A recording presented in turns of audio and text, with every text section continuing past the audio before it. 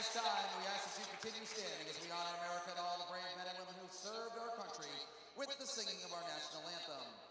Presented by the Duval County Supervisors of Elections, remember, July 25th is the last day to register to vote for the August 23rd primary election.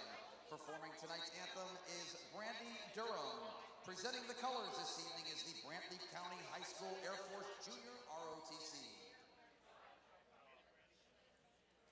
Oh, say, can you see by the dawn's early light what so proudly we hailed at the twilight's last gleaming, whose broad stripes and bright stars through the perilous fight o'er the ramparts we watched were so gallantly streaming,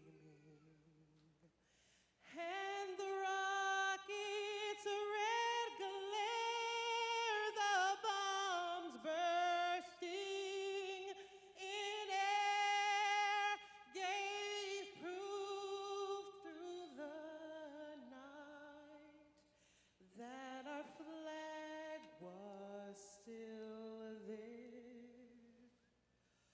Oh, say does that star-spangled banner yet wave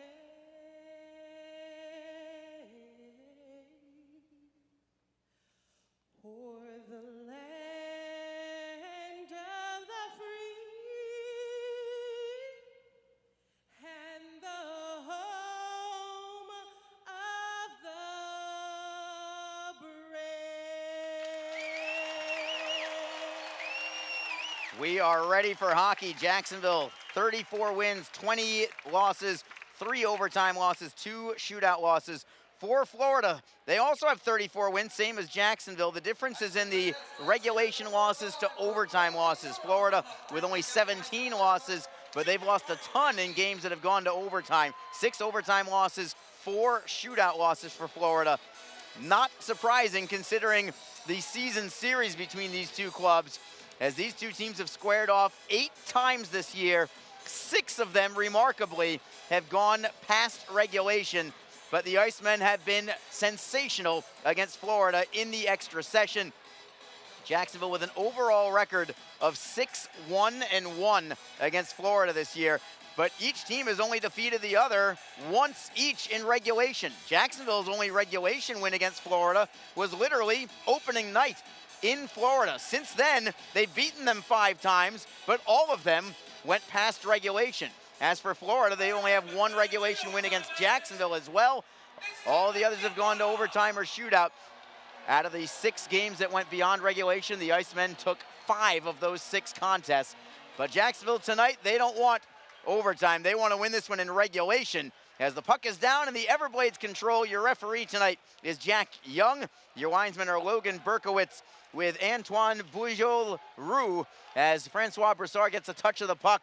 The Icemen wearing Harry Potter uniforms tonight, so that's why they are looking a little different than you would expect. And the Icemen break it out over the blue line. It is Nazarian. Can he get a centering pass away? No, he gets it back. It was a bouncing puck and an aerial feed at the blue line. Unable to hold it in is Hadfield. He'll swing it around, delayed offside. So the Icemen in their, I guess, black uniforms with maroon and gold Harry Potter uniforms. Florida is in their green uniforms with the blue pants.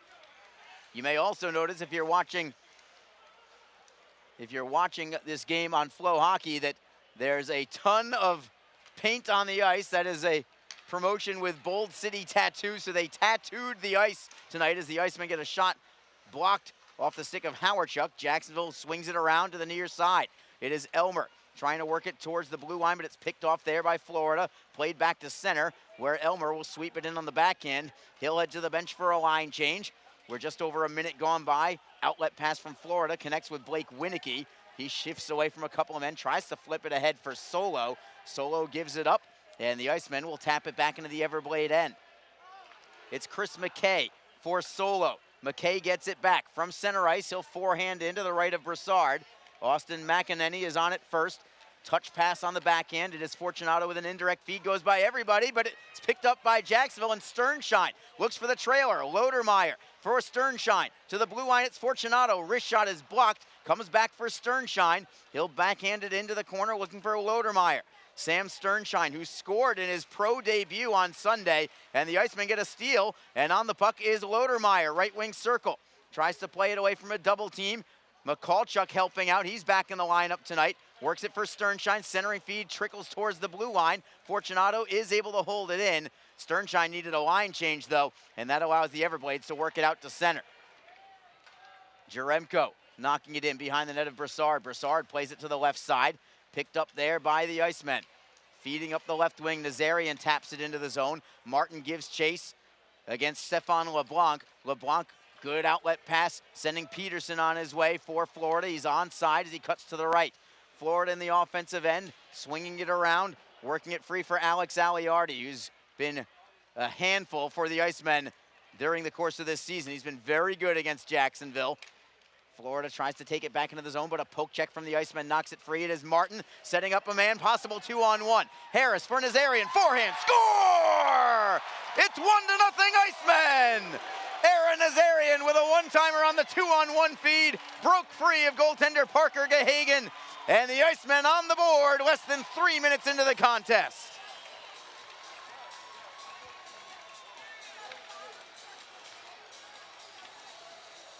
Credit Brendan Harris with that primary assist. That was a difficult pass to complete. And Nazarian, knowing that he had somebody right on his heels, immediately shot it. He had to in order to get that puck on net. And he was able to go through the legs of Gahagan. And the Icemen on the board early at the 2:54 mark of period number 1. Here's Joe Massa with your goal call.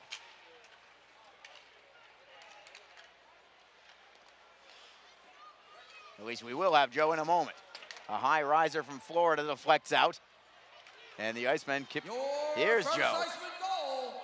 Scoring his 10th goal of the season. Number 22, Aaron Nazarian. Assisted by number 83, Brendan Harris. And number 29, Craig Martin. Time of goal, 2 minutes, 54 seconds. Once again, your Iceman goal. Scored by number 22, Aaron Nazarian. Assisted by Harris and Martin. Time of the goal, 2:54. Puck is in the neutral zone as we come back. The Icemen have possession. By himself is Sternshine, 1-on-2. He gets a shot away. Save made by Gahagan with the right pad. Lodermeyer comes in on the forecheck, and he forces a Florida clear out. McEnany now from center, drives it around the wall. The crowd already at full voice on Parker Gahagan as the Icemen work it in deep once more. It is Sambrook trying to knock it free. A steal. Jacksonville forehand. Great save. Rebound is loose. Unable to get the shot away was McCallchuk. On the second attempt, Florida plays it up the wall and out. Jaremko will forehand it in. McEnany gives chase. Jaremko's right on his heels. Good outlet from McEnany. Up the wall at the blue line. A steal from Florida. LeBlanc centering feed, and they will score. And it's a 1-1 hockey game now. Jake Jaremko on the doorstep. Nothing that Francois Broussard could do. And Florida right back in it with the equalizer as the Icemen could not get the clear out. And with 15:36 to go, it's now a 1-1 hockey game.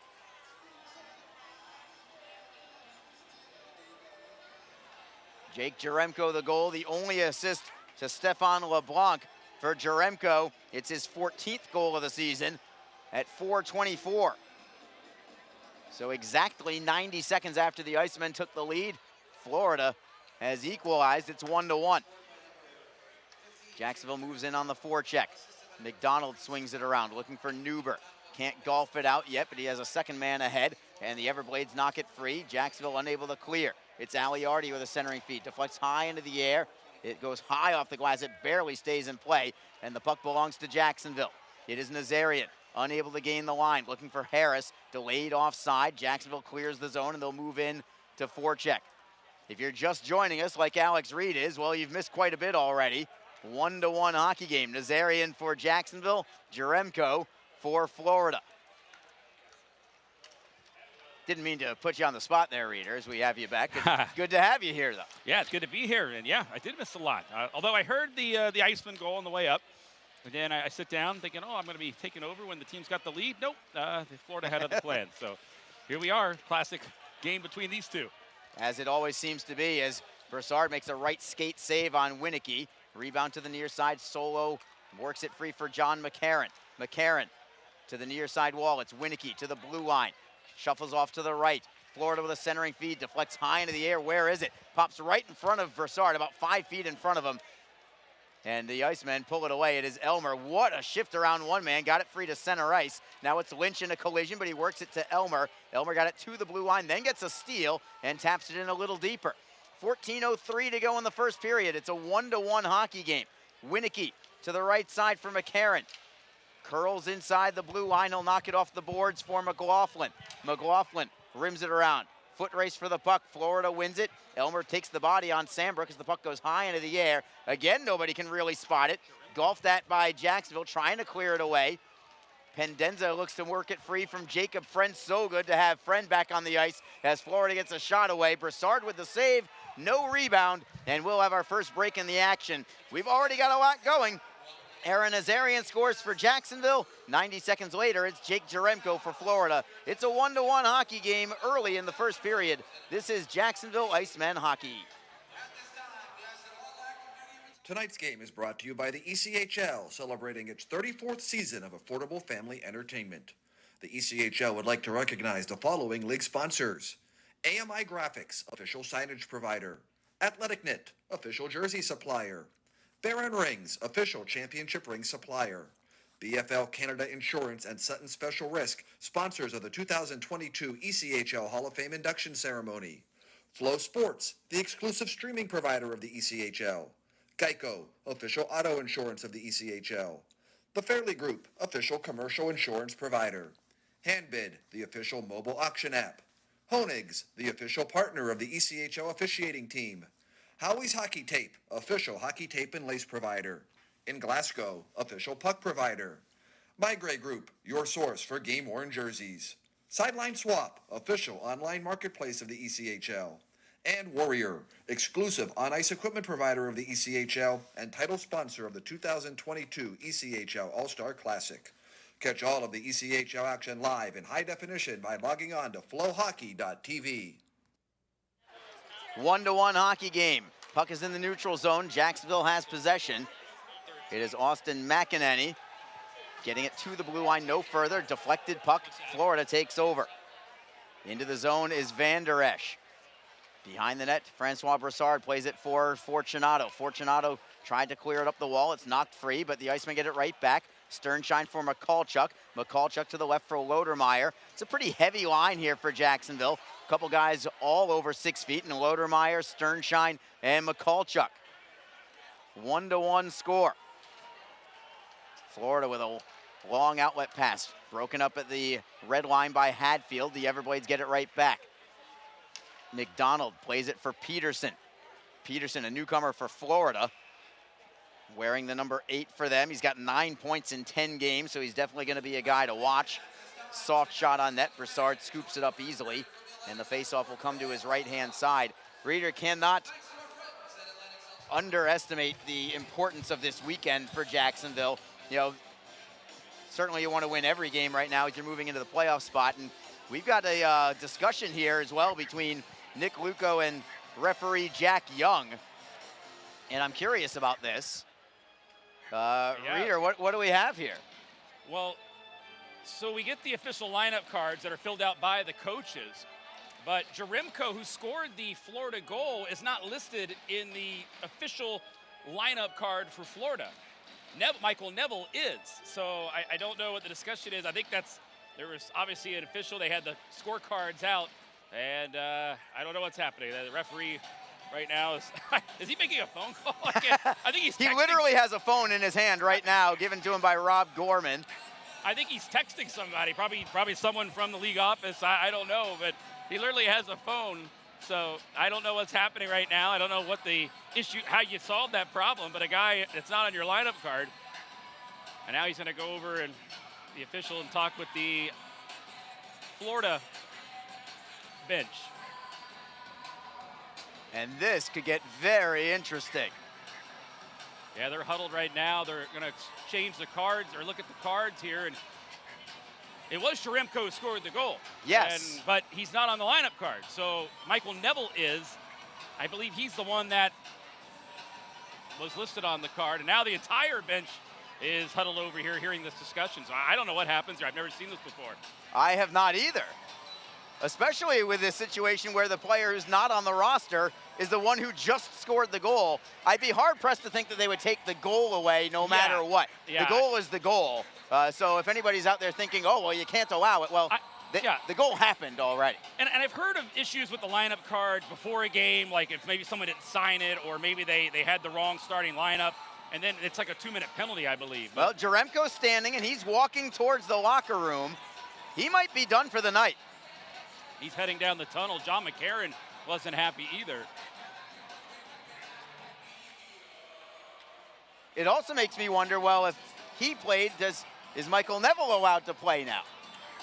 It also makes me wonder, is it a minor penalty? Or a penalty at all. Or a penalty at all. I have no clue. But you would think if Neville's on the card, if he's in the building, he could probably get suited up. I would think he could suit up in that case. But I guess they just don't allow. So it looks there's no penalty on the board right now. It looks as if, though, Jaremko is not allowed to participate. So now the Florida's going to be skating a man short the rest of the game. We'll have Kate Truslow help out possibly unless in case Michael Neville shows up. Yeah, who knows? This is bizarre. Kate Truslow, our head of off-ice officials, if she finds anything out, I'm sure she'll jot a little note to us for what exactly the ruling is. Maybe there'll even be a public address announcement. I think the fans would appreciate that too, if anybody even knows. Meanwhile, we're back to play. The Icemen have the puck, trying to center, but broken up at the blue line. That's a tough turnover for Jacksonville. They're fortunate that they're knocking it away at center ice, and it's Brendan Harris backhanding it back in behind the Florida net. Ben Masella up the right side for McCarron. Cross ice look for LeBlanc. LeBlanc turns to his forehand, immediately pressured, gets the pass away, and the Everblades knock it through to center ice. They could have had a 2-on-1. Jacob Friend just getting to the puck ahead of Blake Winicky, and Panetta swings it around the left side for Craig Martin. Martin's outlet pass well in front of Panetta. The Everblades play it up the wall, indirect feed for Solo. It's Winicky over the blue line, cuts to the middle. Wrister is deflected, high off glass, it stays in play. Solo behind the net for McCarron. Ridden off the puck by Panetta, well done defensively. Puck goes off the referee. The Icemen are fortunate to get the puck back out to center, but they lose it immediately at center ice in Florida, right back into the zone. In turn, a turnover now from the Everblades. It's Howardchuk, 1-on-2 for the moment. He'll tap it into the Everblade zone. It's Tyler Nanny for Blake Winicky. Winicky onside on the left wing. He'll rim it around the back. Lynch takes the body. Howardchuk takes the puck, 2-on-2 breakout possibly with Elmer. Backhand feed to nobody in particular. The two players kind of got crossed up with their communication, and Florida skates in 1-on-3 for the moment. A wrist shot from Solo goes well wide. Comes off the end boards for the Icemen. Let's go Icemen, the chant as Jacksonville has it through center ice. Long outlet pass for Travis Howe is going to be called icing. Looking at the score sheet here, I don't see anything up for penalties at all.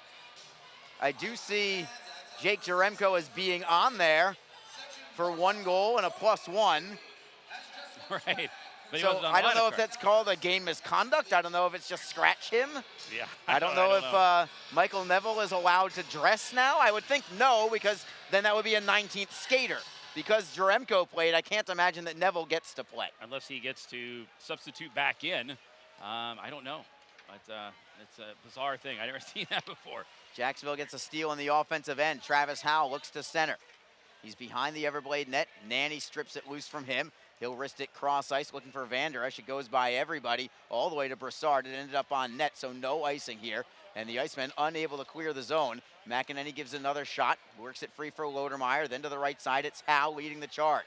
Howe, forehands in, McCallchuk gives chase. Big hit by McCallchuk, forces the turnover. Howe centering feed, McCallchuk couldn't quite poke it in on the side. That was a heady play there from Travis Howe to try and go back door on Gahagan. He would have had Gahagan beat, but McCallchuk, I think, got caught off guard by that pass from Howe also. Yeah, he did. And again, those little bank opportunities, they can catch goaltenders off target there or off focus, let's say, and And that time, that was the case right there. And Hal, just a good heads-up play. If you got nothing, make something out of nothing in that situation, and he did.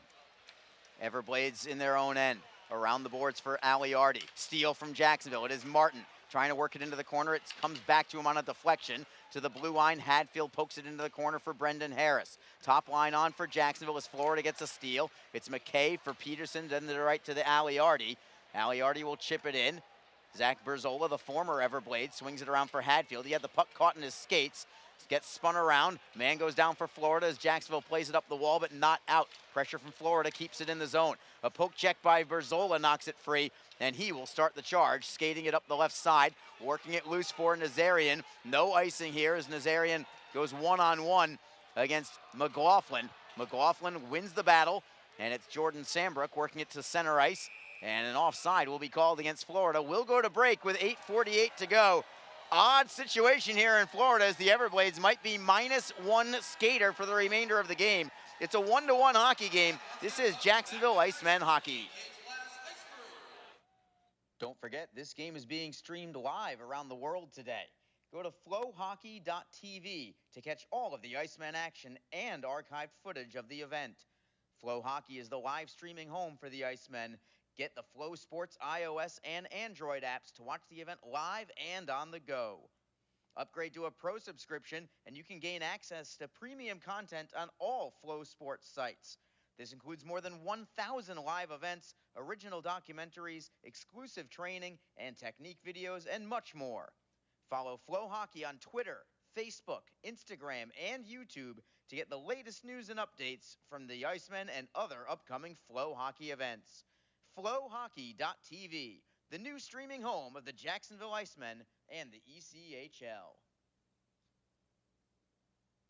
Just be positive. Your Community First Mortgage champions make sure you get a great rate, a quick close, and can save you about $3,000 in closing costs. Apply at communityfirstfl.org. Community First Credit Union. Just be yourself. Federally insured by NCUA, Equal Housing Lender.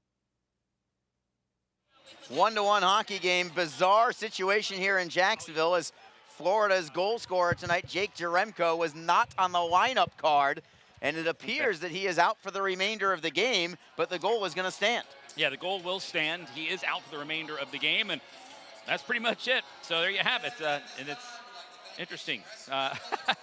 I did get some word. Buddy of mine, Richie Calderell, tuning in. He informed me that Neville is on the IR. He got hurt in a fight last night in Orlando, so he would not be able to come into the game even though his name was listed on the lineup card. But, he wouldn't be able to play because he's on the IR. So there you have it. So they're just going to be skating a man short the rest of the way. But Jaremko, damage was done for him. He comes in, and obviously just a simple error. They had every intention of putting 15 instead of 13 there. And but I don't know. They had Neville's name on the card outright. Just obviously a mistake. But Jaremko comes in and gets the tying goal in this game and was not allowed really to be officially in the game. Yeah, very, very bizarre. So it is official, and a little help from Joe Massa, our public address announcer, who filled us in that it is official that Jaremko is out for the game. Why no penalty? We don't have an answer to that. I don't know if Joe Ernst perhaps is listening in somewhere, or if we can get a message to him. Well, I have to assume that if there's no penalty, that's the correct non-call of no penalty. Who are we to question something like this? It's not like we've ever seen this before either. Yeah, I just saw, the coaching staff fumbling through the lineup cards, and you're like, well, it's got to be something with the card. And usually you see that before a game or something, but I've never seen it maybe, 4 or 5 minutes into one. Yeah, I have seen it caught in pregame before. Yes. I have seen that before. Yeah, I have too. Meanwhile, let's play some hockey, shall we? Let's just get to the game. We got a good game here. It is. Crucial game at that. Shots are even at 5, and just an even game, and it's no surprise between these two. Jacob Friend takes the body on Blake Winicky. The Icemen love taking the body, and here comes Sternshine. Great move around one man. Can he get a centering pass away? Tried to, but it was picked off by the back check of Solo, and Florida plays it off the end boards. Working it up the side, and a steal from Sternshine. Touch pass, one-timer, save with the right arm. Off the stick of McCulchuk, and a setup from Sternshine, who is really impressed in his first game and one extra period now for the Icemen. Yeah, he got his first goal in his professional debut on a puck that kind of was picked up by an Iceman player, and they centered it to him, and he finished off the goal. That time the puck wandered to him, and he tried to return the favor, setting it up to Mikulchuk, who wound up a big shot, but a good save by Gahagan. Here's a good outlet from Sternshine to Mikulchuk. Button hooks at the circle. He lost his footing. He blew a tire, and Florida comes back in transition. Aliardi with Peterson. Aliardi tries to step around Hadfield. Couldn't do it. Gets it back. Backhander on net. That might have grazed the outside of the post. It stays out. Florida gets it back. Wraparound attempt, and Broussard is there. Alex Aliardi, who I mentioned about 5 minutes ago, has been a handful for Jacksonville this year, and he showed well there with 2 more great opportunities, but neither of them end up in the net. We stay tied at 1. Well, big game here, Arlie, between these two teams, and as we come down the stretch, it's hard to believe we're already here at the end of March, and things are heating up here between everyone across the league right now. And again, this is another crucial weekend here for both these teams. They're part of 2 of 3 teams here, vying for that top spot in the division. Puck is at center ice. Jacksonville looking for the steal. Unable to get it. Still tied up. Florida finally pulls it away. It is McKay. Indirect feed off the wall for Kyle Neuber. A little surprising in a game that has both Kyle Neuber and Travis Howe that the 2 of them have not squared off already. But it's that time of year where the points matter more than the fights. Kyle Neuber got into a scrap last night, and he's got to be getting up there maybe in his number. You're allowed 10 fighting majors. Wonder if that maybe plays a little bit of a role here this weekend on really how often Kyle can get involved. Certainly a possibility as the Icemen have the puck in the offensive end. It is Jacob Friend trying to work it around the boards. He normally defensive-minded defenseman had to pinch in to keep it in the zone. Now it's Nazarian, but a penalty coming. This is going to be on Jacksonville. Hooking is the call, and I think they're sending Nazarian to the box. First power play for either team is going to belong to the Everblades. In a wacky start to this game, each team scores in the first 5 minutes. Florida is -1 player because he wasn't on the lineup card. It's 1-1 between Jacksonville and Florida. This is Jacksonville Icemen hockey. Icemen are always looking to give back to the communities of North Florida.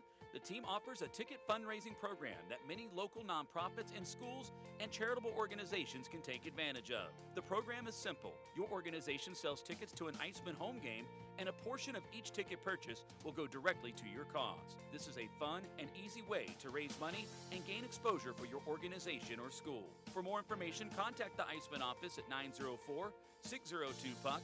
That's 904-602-7825, or log on to jacksiceman.com. Best Bet Jacksonville and Orange Park are open and excited to bring you the best in poker, simulcast wagering, cocktails, sushi, and more. Visit bestbetjacks.com for more information. Best Bet, experience the best. Everblades on the power play, their first of the night. They are 14th in the league with the man advantage, 19.8%. Jacksonville has slipped to 3rd overall in the league, but for a good couple of weeks, they held the top spot. They had a tough go of it on Sunday against Atlanta, not just for the game itself, but in particular on the penalty kill, where the Gladiators were 2 for 3 with a man advantage. And that was a big factor in them winning that one in overtime. Everblades have the puck in the offensive zone. It is Pendenza with a centering feed. Picked off by Jacksonville, cleared out by Howardchuk. Yeah, it seems to be a good response here by the Icemen penalty kill unit. They had a tough weekend against Atlanta, giving up a pair of goals in each of the 2 games, and they want to get back on track. This is a good group. They know it, but they know they were outworked on Sunday especially. They want to prove it here tonight. Another clear out from Jacksonville, looking good in the early going. And a good start so far. Yes. Absolutely. 5:04 to go in the first period. 1:04 remaining on the power play for Florida. They've got the puck at their own blue line. It is Joe Pendenza. Cross ice look for Aliardi. Broussard blocks it behind the net. Well done by him. Hadfield tries to clear it. He drove it right off the boards and then over the glass and off the netting. Tried to work his angle, but the angle was not there for Victor that time. No. He just tried to pump it off the glass, but he did it directly in front of himself, just kind of rocketed it off out of play and hit that safety netting. But he was like me, probably not very good in geometry there. Didn't have the angle on that one. But That's all right. They'll take the defensive zone draw. Luke Lynch on the faceoff for Jacksonville. He wins it. Hadfield tries to wrist it off glass this time. He got it to the blue line, but again, not out. Florida holds it in. Lynch gets a piece of it. Deflects high into the air and out to center ice. Well done defensively from the Icemen. Lynch now looking for the steal shorthanded. Florida has allowed 15 shorthanded goals this year. I believe that is second overall and most allowed. Yeah. And the Icemen have capitalized on that a couple of times over the course of the year against the Everblades in particular. Florida back into the zone. Still 21 seconds to go on the power play. A pass is deflected but not cleared. Everblades get it back. Peterson tries to work it to the blue line. Finds LeBlanc. LeBlanc to the right side for Nanny. Wrist shot and a screen that goes off the side of the net. Crazy bounce again, but it gets knocked out by Jacksonville out to center ice. Jacksonville somehow knocked it out of the air well over their head, but they didn't care. They got the puck out of the zone. Teams are back at full strength, but Florida is in the offensive end again. Jacksonville looks for a steal. They do not get it. Now a centering feed from Newberg goes all the way to center ice, and the Everblades track it down. It's Chris McKay. Cross ice for Cody McDonald. McDonald steps around the man and then chips it into the right of Broussard. Brizola first on the puck. Cannot clear it away. McKay pinches in from the line. Feeding Pendenza. Knocked free by the Icemen. Here is Martin, I believe. Yes, Martin for Nazarian. Over the blue line. Knocked off the play by McKay. Everblades have it back. 1-1 is the score. Florida is out shooting Jacksonville 8-5. A great start from the Icemen, but the Everblades, after giving up a goal to Aaron Nazarian, countered with an equalizer just 90 seconds later. Jacksonville now at center ice, unable to get possession. Florida knocks it in. It's McDonald doing the honors. Brandon Fortunato first on the puck in his own end. McEnany, outlet Sternshine. He's over the blue line. Had it tripped away. Sternshine got knocked off the puck. It's McLaughlin spinning away from Martin, who takes the body and forces the turnover. Martin tries to center. That's poked away by Florida, but not cleared. Panetta at the right point. Great move around the man. Cuts to the circle. Wrist shot deflected on net. Martin got a piece of it, and Gahagan just able to hold on as Martin, with a superb deflection, nearly found the range through the wickets of Gahagan. Yeah, good job by Panetta. One, to hold the puck into the zone to keep the play alive. Then to skate it to a lane with a little bit of traffic there. And that tip, they got a piece of it there. Gahagan had to make a good adjustment to keep that one out, and he did just perfectly there. But again, that's a good opportunity. Good heads-up play by Panetta in a lot of areas. Third line is on. Lodermeyer, McCulchuk, and Sternshine for Jacksonville. This is a good line to have against Florida in particular. I like seeing the size of Jacksonville, something that has lacked for the Icemen over the years, not necessarily this year. Now the Icemen get a steal. Sternshine can't get the shot. Panetta gets the shot away. It's blocked. Sternshine with a forehand. That is blocked. Looking for the bank shot. Pressure from Jacksonville. Finally, Florida will skate it away. And they have a possible 4-on-2 the other direction. It's Zach Solo. Offside called against Florida. And then Solo with a stick up on Panetta.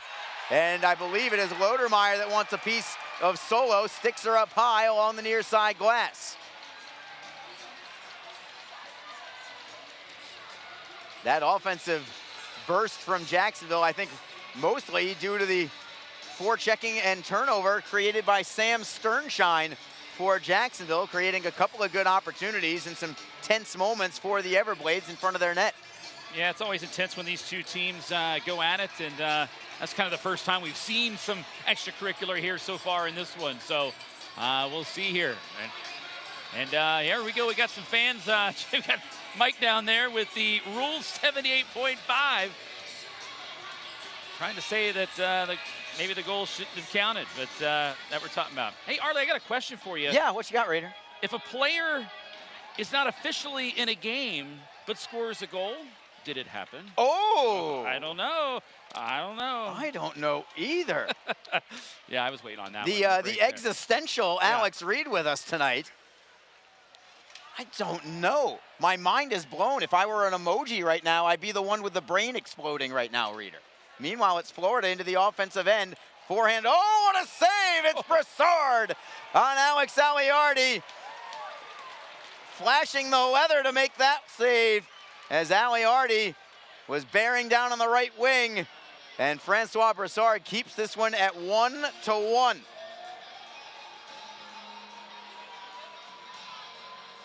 And I know it's in the early going, but these games are so tight that every big save is going to be a memorable one. It is, Harley. I mean, again, Broussard, he's come with so many of those big saves here in the last couple of weeks here. And, I mean, they've been leaning on him, and he's made those types of saves in key moments. And you're right, Harley, these games are going to get tighter and tighter the further we go. And Broussard going to need saves like that. Florida clears it out to the Jacksonville line. They still have the puck. In fact, it's Aliardi again with it. Moves it to the right side. Forehand on net. Broussard, another save with 90 seconds to go in the first period. Coming up in the first intermission, we will have the ECHL Plays of the Week. Cody Lefkowitz of the South Carolina Stingrays doing the honor this time. And while that's going on, I wonder if one, the other, or both of us might do a little efforting on the result of this bizarre situation here where the Florida Everblades have a player that scores a goal that's not on the lineup card. I mean, you don't want to harp on it, but and we kind of are, I guess, but it's something that it's up for debate. It's a storyline in this game. I don't know what to say. Yeah, maybe we'll even go through the rule book. It would probably behoove us to find the ECHL rule book for that and maybe kind of read it out. So we'll see if we can do that, one of us. And we'll see what else we can get there. What do you got there, Reader? A lot of... Let's deal with that in the intermission. Yeah, it's a little too much right now. Yeah. But keep it handy, if you don't mind. Kate Truslow again helping us out, as she always does. We talk about all the things they do that you guys never see. Well, you're actually seeing it this time. At least it's impacting our broadcast this time, and we appreciate all the efforts. Meanwhile, Jacksonville with the puck in their own end. 1:10 to go in the first period of a 1-1 hockey game. Long stretch pass from Fortunato. That goes by everybody. It's going to be icing against Jacksonville. The draw will come back into their end with 1:04 on the clock.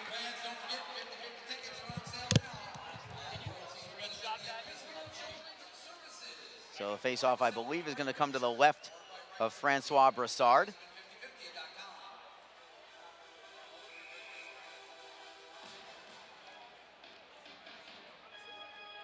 Derek Lodermeyer on the face-off for Jacksonville against John McCarron for Florida, their longtime team captain. Jacksonville wins the face-off. They clear it off the glass, and it ends up in the bench. So it comes right back into the Icemen zone here with exactly 1 minute to go.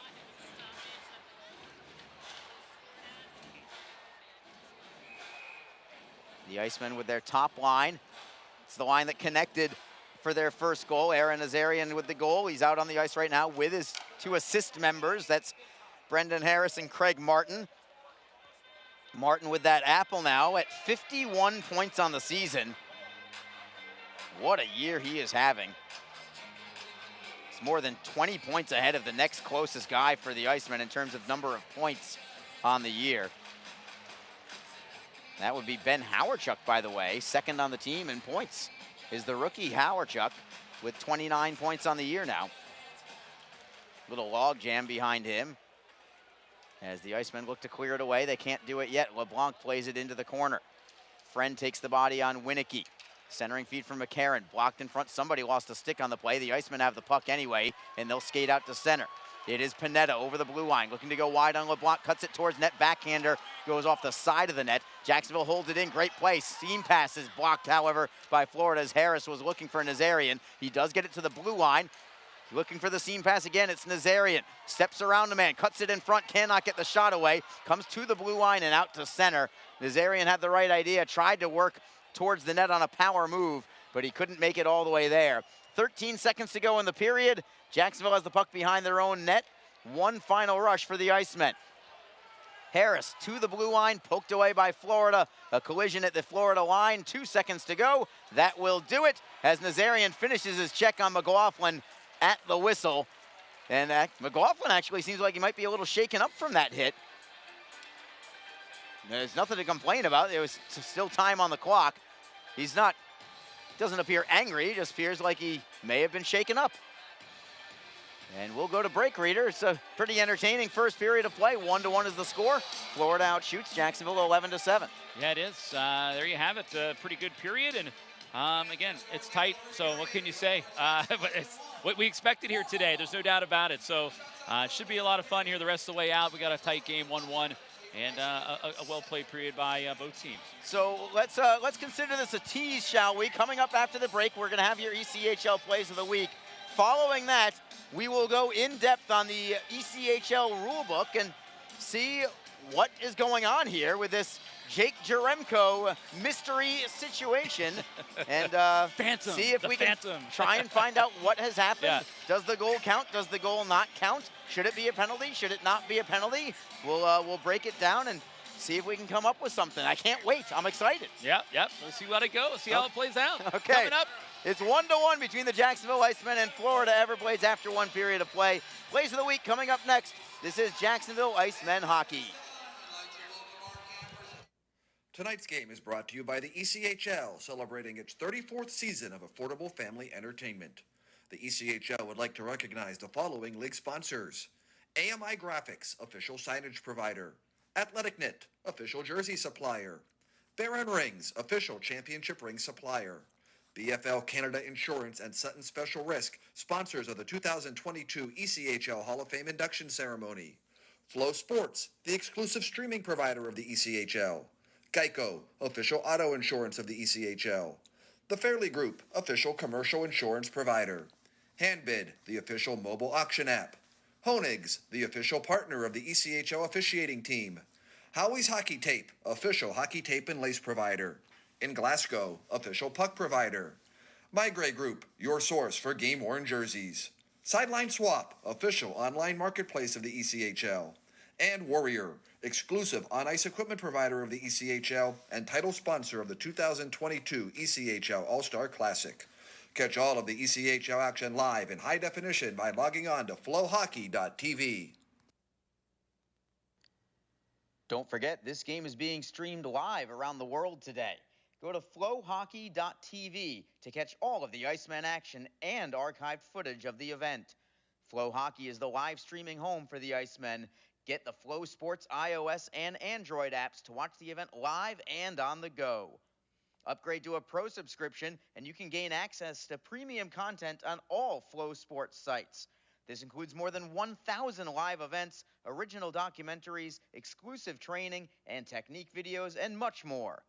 Follow Flow Hockey on Twitter, Facebook, Instagram, and YouTube to get the latest news and updates from the Icemen and other upcoming Flow Hockey events.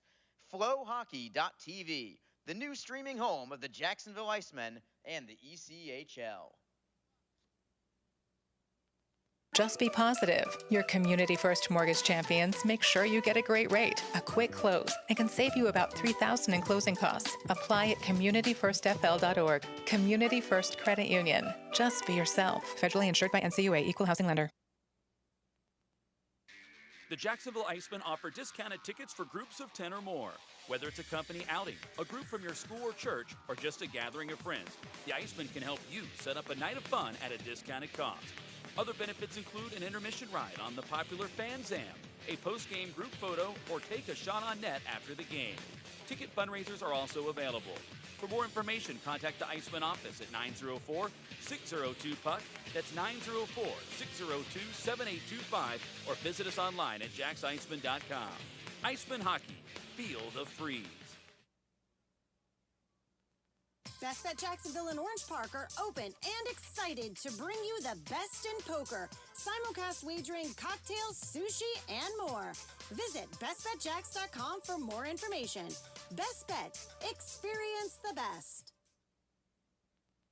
The Jacksonville Icemen are always looking to give back to the communities of North Florida. The team offers a ticket fundraising program that many local nonprofits and schools and charitable organizations can take advantage of. The program is simple. Your organization sells tickets to an Iceman home game, and a portion of each ticket purchase will go directly to your cause. This is a fun and easy way to raise money and gain exposure for your organization or school. For more information, contact the Iceman office at 904-602-PUCK. That's 904-602-7825, or log on to jacksiceman.com.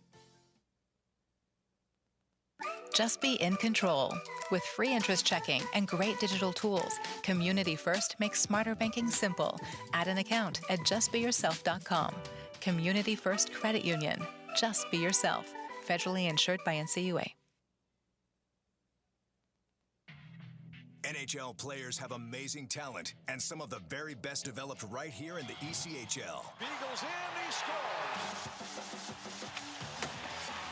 Now, Follow all your favorite ECHL alumni every night on NHL Network's primetime hockey show, NHL Tonight. Both teams recognize how big this matchup is. Fire save by Dubnik. Goosebump stuff. NHL Tonight, every night 6 Eastern on NHL Network. Hi, everyone. This is Allie McDeal from the Best Bet Poker Rooms. Experience the popular Vegas-style game, Fortune Pai Gow Poker. Both locations are now playing Face-Up Pai Gow. It's more fun to play than ever. You could win up to $25,000 on a single $5 bet. Come play at either Best Bet location today. What is your role in the fight against cancer? The answer could be as simple as driving your car. For many cancer patients, getting to and from treatment is one of their toughest challenges. The American Cancer Society needs volunteer drivers to help provide transportation for people in your community. Through the gift of a lift in your car, you can help patients take one more step in the road to recovery. Get in the driver's seat in the fight against cancer. To find out more, call your American Cancer Society at 1-800-227-2345 or visit cancer.org. If you feel that passion is just a start, if you think practice is never over, if you believe speed limits are just for highways, and Saturday mornings aren't made for cartoons. If you try, fail, learn, laugh, repeat, compete, respect, and unite, then you belong on our team. Join now at team.ccmhockey.com.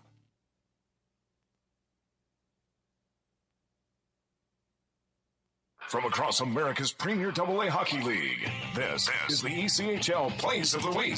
High slot, slap shot, off the glove, and in! Now toward the net, he scores! He slip back out to the blue line, shot, score! Rodney scores! It's rewrite the record book! It's a hat trick. Skates in over the line, Deeks shoots, in the slot, shot, save, game is over! As the season starts to wind down, teams are doing their best to improve their roster and make a final push for the playoffs in their quest for the Kelly Cup. There was a full slate of games last week, and we're here to bring you some of the best calls from throughout the ECHL on this week's ECHL Plays of the Week. I'm Cody Lefkowitz, the voice of the South Carolina Stingrays. We begin last Friday in Florida, where the Everblades received a key insurance goal from Nathan Perkovich in the third period to help lift Florida over Orlando 3-0. Perkovich on the left wing and Coper inside the blue. Coper to the trailer, shot, scores! Nathan Perkovich, and it's 2-0 Florida. That was Mike Kelly with the call on the Florida Everblades broadcast network. The Everblades earned 5 of 6 possible points last week and remain in second place in the South Division. The Indy Fuel's Spencer Watson has been a consistent 20-goal scorer throughout his 5 ECHL seasons. Friday night, he helped skate the Fuel to a 3-1 lead over the Wheeling Nailers. After the Nailers rallied to tie the game, Watson turned this individual effort into his 25th of the season. As the puck squirts free to Spencer Watson, takes it off the wall, into the slot, down Main Street, shoots, scores! Spencer Watson, his second of the game, and his 25th of the year, gives the Fuel a 4-3 lead.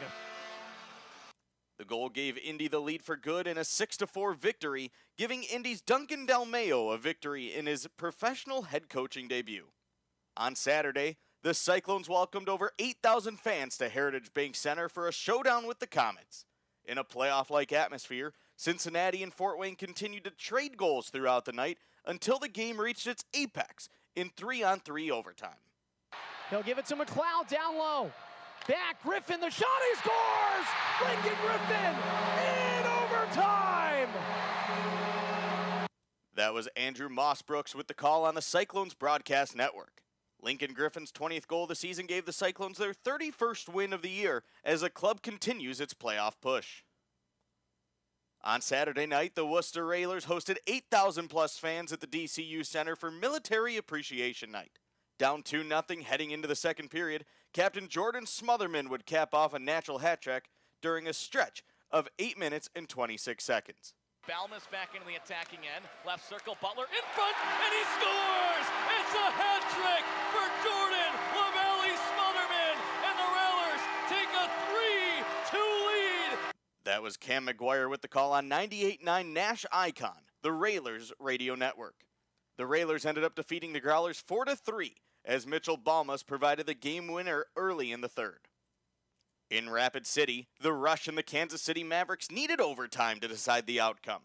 With the game tied at 2 in OT, a Mavericks turnover led to this from Brett Gravel. 2-on-1 for the Rush. Brooks leaves it for Gravel. A shot, score! Brett Gravel wins it in overtime. That was Brian Gardner with the call on the Rush Hockey Network. Gravel's game winner gave the Rush their 4th straight win and pushed their point streak to a season-high 6 games. The Idaho Steelheads have retooled their lineup heading into the last segment of the season, and it paid off in a big way on Saturday night. The Steelheads' offense exploded with 6 goals led by new acquisition Ryan Domowski, who had a historic night. 5 goals, tying the most in Steelheads history and setting a new ECHL-era record, including back-to-back tallies in 19 seconds to set the mark. Here comes Domowski in left side, feeding, he scores! Goal number 4 of the night, off the legs of a defenseman. It's 5-1. That ties a mark only done 2 other times in the ECHL era. 4 goals in a single game. Last done by Tristan King. There's a shot, scores! That's 5 on the night for Domowski. An ECHL team record is 21st. It's 6-1. That's Colin Shook on the call on Sparklight TV. Domowski earned ECHL Player of the Week honors for his effort in a 6-point night and now has 21 goals on the season. Patrick Watling netted his second 4-goal game as an Ailer on Sunday afternoon in a wild 7-6 game at Kalamazoo. Wheeling trailed 4-1 before Watling rattled off 3 straight goals to tie the game. Here is his 3rd goal of the contest. Watling along the half wall to Almeida, looking low to the corner, in front, they score! Tic-tac-toe, and let the hats go! Patrick Watling bangs in the feed from Sam Oud. That was DJ Avicella on the Wheelers Broadcast Network with the call. On Saturday, Tristan Langen entered the game riding a 5-game goal-scoring drought and on the precipice of making history. Just as Orlando finished killing off a penalty to Michael Brodzinski, Langen finally broke through midway through the first period. And now a chance here, short-handed. It's Langen in the clear, 2-0. Langen shoots, score! Tristan Langen gets Orlando on the board, and there it is. Orlando's all-time leading goal scorer, career goal number 54 with the Solar Bears. Tristan Langen finds twine. That was Orlando's Jesse Liebman with the call. The goal gave Langen sole possession of the record for most goals in franchise history, moving him past Joe Perry. The Atlanta Gladiators were staring at a 4-0 deficit against the Jacksonville Icemen on Sunday, and then March Madness struck. The Glad scored 5 unanswered goals to come back and win in overtime, capped off by Mike Turner's game-winning tally. Mike Turner steps onto the ice hungrily, along with Sang-Hoon Shin, who's open up the middle. Holscher never saw him. Holscher right in front. That's Turner. He scores!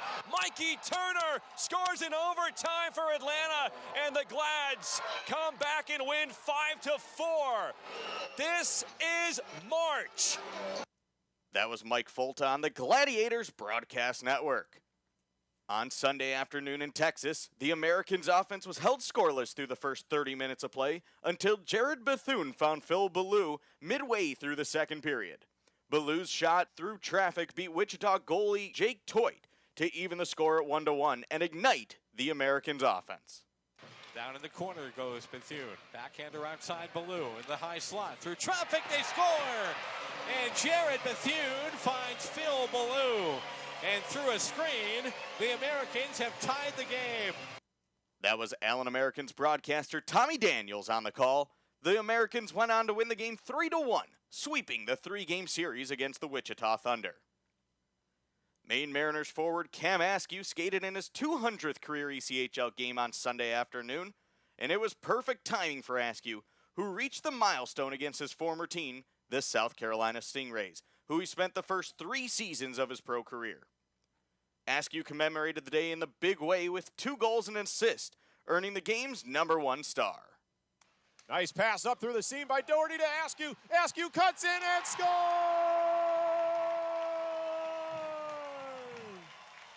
Cam Askew in his 200th career ECHL game celebrates with a beautiful goal. That was Mike Keeley on the Mariners Broadcast Network. Askew's three-point night also put him one shy of 100 points for his career. The Stingrays themselves were on the winning side of 2 shutouts last week, including a 30-save shutout from Hunter Shepard and a 40-save shutout from Ryan Bednard. That was capped off by this save from Bednard on Saturday night in Maine. Looking for the center, Heinum here, stopped by Bednard. How does he make that save as time starts to expire? Comes out aggressively, takes the path away. South Carolina, the shutout for the second time this week. Now it's on the back of Ryan Bednard, who goes 40 for 40 in tonight's contest. That was yours truly, Cody Lefkowitz on the Stingrays Broadcast Network and Caps Radio 24/7. That'll wrap it up on this week's ECHL Plays of the Week. Check out more great ECHL action on Flow Hockey. I'm the South Carolina Stingrays, Cody Lefkowitz, wishing you all a great week and great hockey.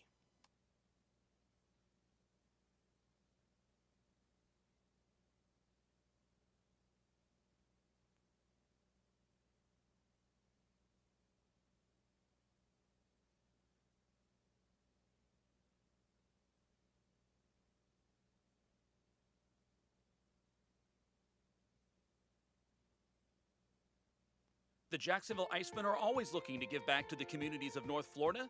The team offers a ticket fundraising program that many local nonprofits and schools and charitable organizations can take advantage of. The program is simple. Your organization sells tickets to an Iceman home game, and a portion of each ticket purchase will go directly to your cause. This is a fun and easy way to raise money and gain exposure for your organization or school. For more information, contact the Iceman office at 904-602-PUCK. That's 904-602-7825, or log on to jacksiceman.com. We are back in downtown Jacksonville. Arlie Johnson with you, along with Alex Reed. 1-1 is the score after one period of play, but all everybody's talking about it, well, probably because it's just us, is the Florida ineligible player, Jake Jaremko, not on the lineup. He scored the goal for Florida. He's not in the game. Let's go through the rule book, reader, and see what it says about that and whether the goal stands, doesn't stand, or whatever it happens to be. Well, it says here, if a goal is scored, now this is from the league rule book here. Yeah. If a goal is scored when an ineligible player or goalkeeper is on the ice, and it has in parentheses whether he was involved in the scoring or not, the goal will be disallowed. Now it says this only applies to the goal scored at the stoppage of play whereby the player or goalkeeper was deemed to be ineligible, which makes it seem as if it had to have been caught before the puck was dropped after Jaremko scored. It says all other goals scored previously by the ineligible player or goalkeeper's team with him on or on the ice, with him on the ice or not, shall be allowed. So the ineligible player will be removed from the game, and the club shall not be able to substitute that player from its roster. No additional penalties are to be assessed. So it's pretty much what happened. So the key sentence there is not that the goal will be disallowed. It's the sentence following, which says this only applies to the goal scored at the stoppage of play, which it wasn't stopped at the time. Right. Now, I could also say that that's open for interpretation. Second period is underway, by the way. If anything happens, we'll let you know. Yeah. But in the meantime, to me, that's a bit of a gray area, the stoppage of play. Well, which stoppage of play? The stoppage where we notify the officials, the stoppage where the goal is scored specifically, which stoppage? So, and it doesn't really interpret that. So depending on how you interpret that might depend on whether that is a good goal or a bad goal. Again, it's not so much the sentence of if it's scored when the player is on the ice, it's disallowed. There's more to it than just that sentence, and that's what is up for interpretation right now. As of now, it's 1-1, and the goal stands. And I can see it both ways, to be truthful. So I really can't say that I am upset with this decision or not upset. I get it. It's just hard to say what that sentence means. And listen, and there's an icing whistle here against Florida. But, end of the day, the Icemen didn't prevent Jaremko, legal or not, from scoring. I mean, Sure. he still had to score the goal. He still made the play, and he made it happen. Now, granted, he was an ineligible player, but as far as the play was concerned, nobody knew that at the time. You know, so if you want to look at it from that standpoint, Jacksonville, you know, they allowed him to score that goal, and so therefore it's on the board. So, you know, I guess what's fair is fair, but then ineligible players, does that make it fair? I don't know. You know, it's funny. I don't know. The other thing that it brought up that we were kind of talking out loud is the Icemen get a steal in the offensive zone. Shot on goal. Save is made by Gahagan from a sharp angle. I'll come back to the other point that I was going to make at the next opportunity. Let's call some hockey here, shall we? It's 1-1. Got a good game still. It is a good game. And again, a critical South Division matchup. Jacksonville really needs to win this weekend. Outpoint Florida, I guess, is maybe the best way to describe it if they have a shot of leapfrogging them in the standings. And that does matter because these two teams could easily face each other in the first round of the playoffs as a potential 2-seed, 3-seed matchup. Florida gets a wrister away. That's deflected out of play. So let's go back to it. So Jake Jaremko's out of the game. That part is you know, not up for debate at this point. But what we did think about off the air during the intermission is, well, if the rule is that he is out of the game and that the goal is disallowed as soon as the goal scores, would it have benefited the Icemen to not say anything and let Jaremko stay on the ice until they would score again?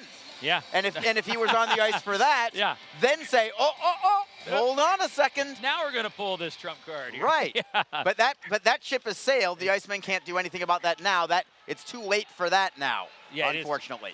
Correct. But then again, Florida loses services to Jaremko, a very good player as well for the remainder of the game. But you're right. Interesting point. They could have held on to it and used the rule almost against itself. Yes. And said, hey, if Florida scores another goal, well, then we'll just wipe that right on off by calling it out at that moment. Interesting. And you can't blame the coaching staff for not pulling the trigger on that because, again, I'd consider this a pretty unprecedented moment.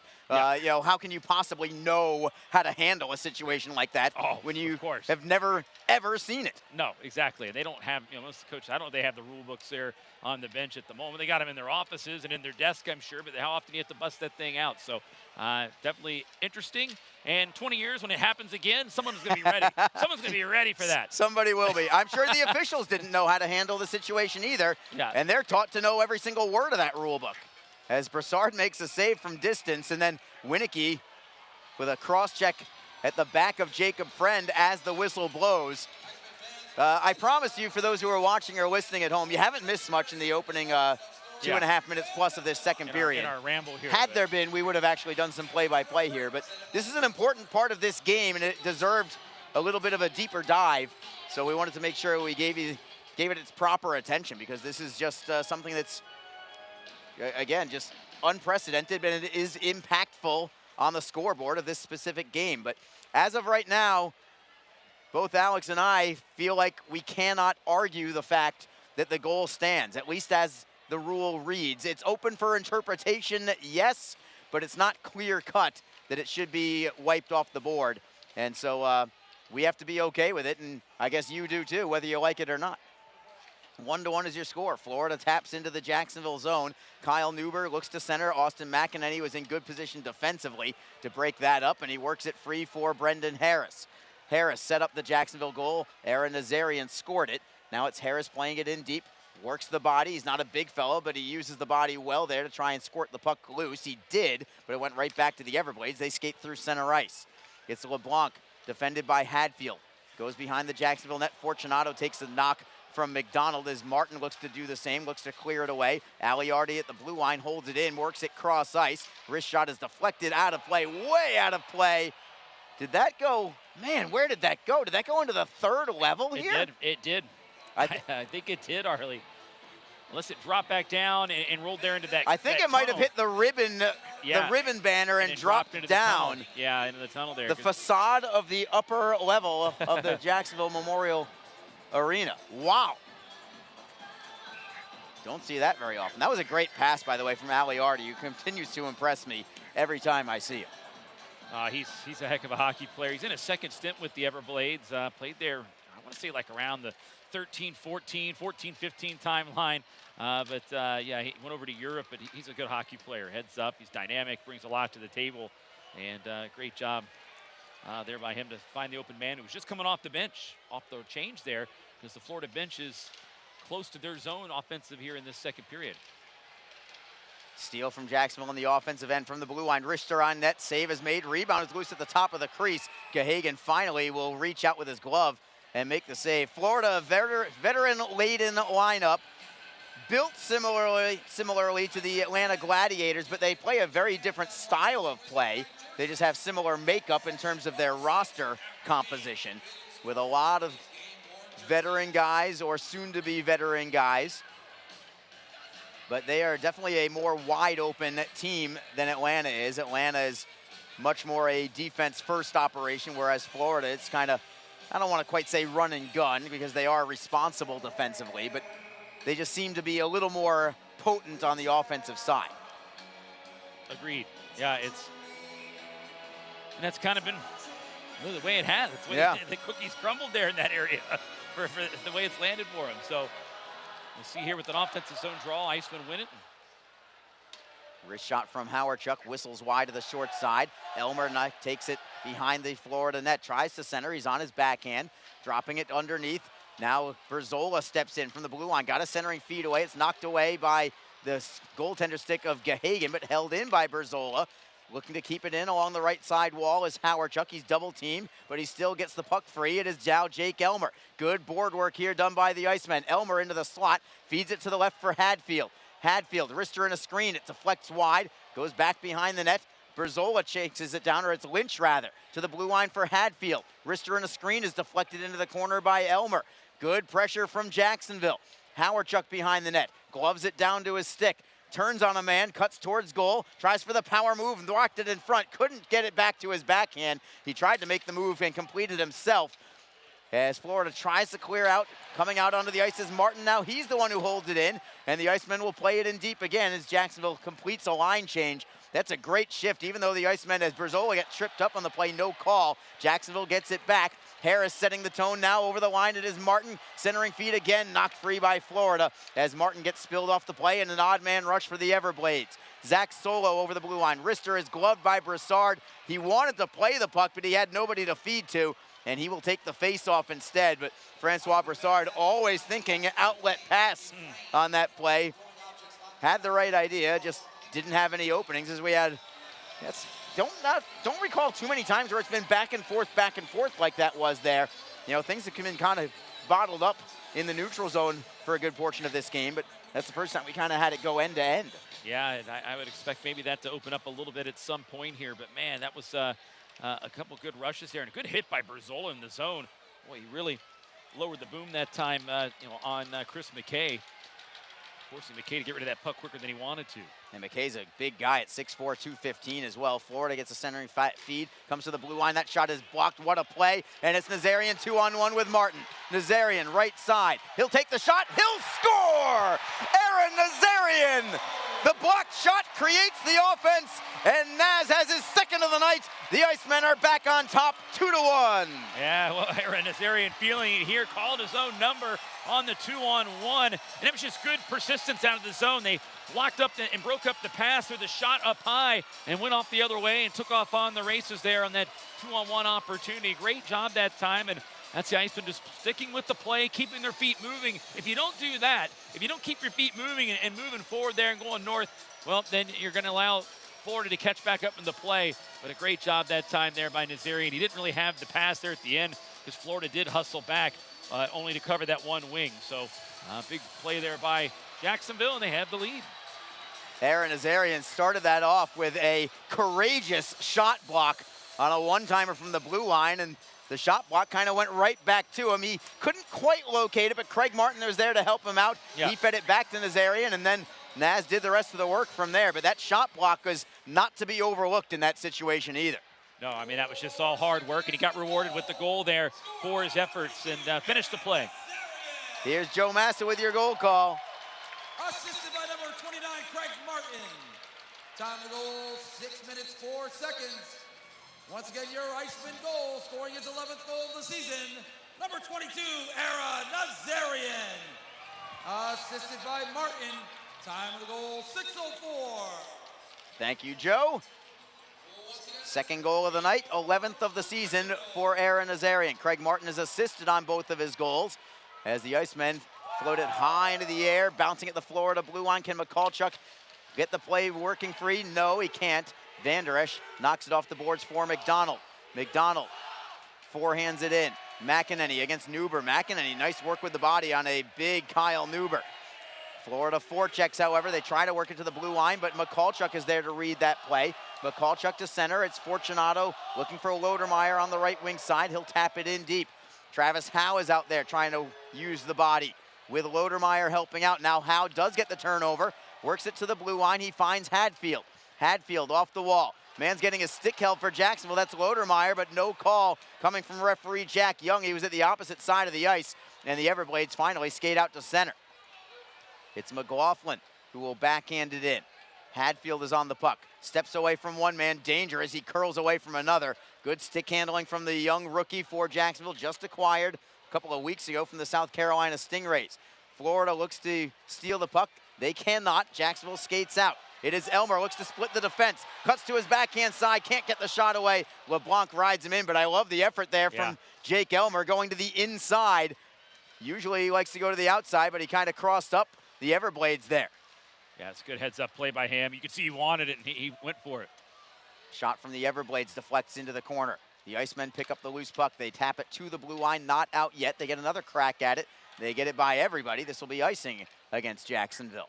And just talking about that play there by Jake Elmer, and I think the coaching staff, they know how tremendously talented he is, and the speed, and he's got it all there. But they want to see a little bit more of that killer instinct there. We saw it right there. Yes. That was great to see. You know, he saw a lane, and he went for it, turned on the afterburners, and went hard there. It was a good stick play, good job defensively by Florida to cover it, but it was great to see Elms really go for that one right there, because he's dangerous when he's out in front of the net like that. Yeah, even if it doesn't work out, just the fact that you can put that in your bag, that it's there and available for you, that's going to make a defense think twice next time they think that they're going to go to the outside. Almost like a football team that just keeps dinking and dunking, and then the next thing you know, they get this one shot, upfield. It's kind of like that where, things can try to change up a little bit as Gahagan makes a save on a wrister from Jacob Friend. And we'll take a stoppage and a media timeout. 11:48 to go in the second period. Aaron Nazarian is connected for his second goal of the night. It's Jacksonville on top 2-1. This is Jacksonville Icemen hockey. NHL players have amazing talent, and some of the very best developed right here in the ECHL. Beagles in, he scores. Now, follow all your favorite ECHL alumni every night on NHL Network's primetime hockey show, NHL Tonight. Both teams recognize how big this matchup is. Fire save by Dubik. Rebound. Goosebump stuff. NHL Tonight, every night 6 Eastern on NHL Network. Just be in control. With free interest checking and great digital tools, Community First makes smarter banking simple. Add an account at justbeyourself.com. Community First Credit Union. Just be yourself. Federally insured by NCUA. Jacksonville has a 2-1 advantage over the Florida Everblades. Aaron Nazarian has both goals tonight for Jacksonville as the Icemen look to move within 3 points of Florida in the South Division standings with a pair of games in hand. And there's not much time left. After tonight, the Icemen will only have 12 games remaining in the regular season. Florida will only have 10. Everblades with the puck in the offensive zone. It's Solo behind the net for Winicky. Winicky looks to center. McCarron couldn't get there. McCarron gets it back in the right wing corner. His pass is also deflected by Jacksonville. It goes behind the net. McCarron works it free to the blue line this time. It's Sambrook up the wall for McCarron. All alone, and now it is Solo. Cuts to the forehand. Right toe save, or left toe rather, made by Francois Brassard. A big save there. Florida with some pressure though. Friend takes the body on McCarron. McCarron stays on his feet. Florida still with it. McCarron behind the net. Gets the centering pass away. Winicky to the blue line. Wrister and a screen. Gobbled up by Brassard. No rebound.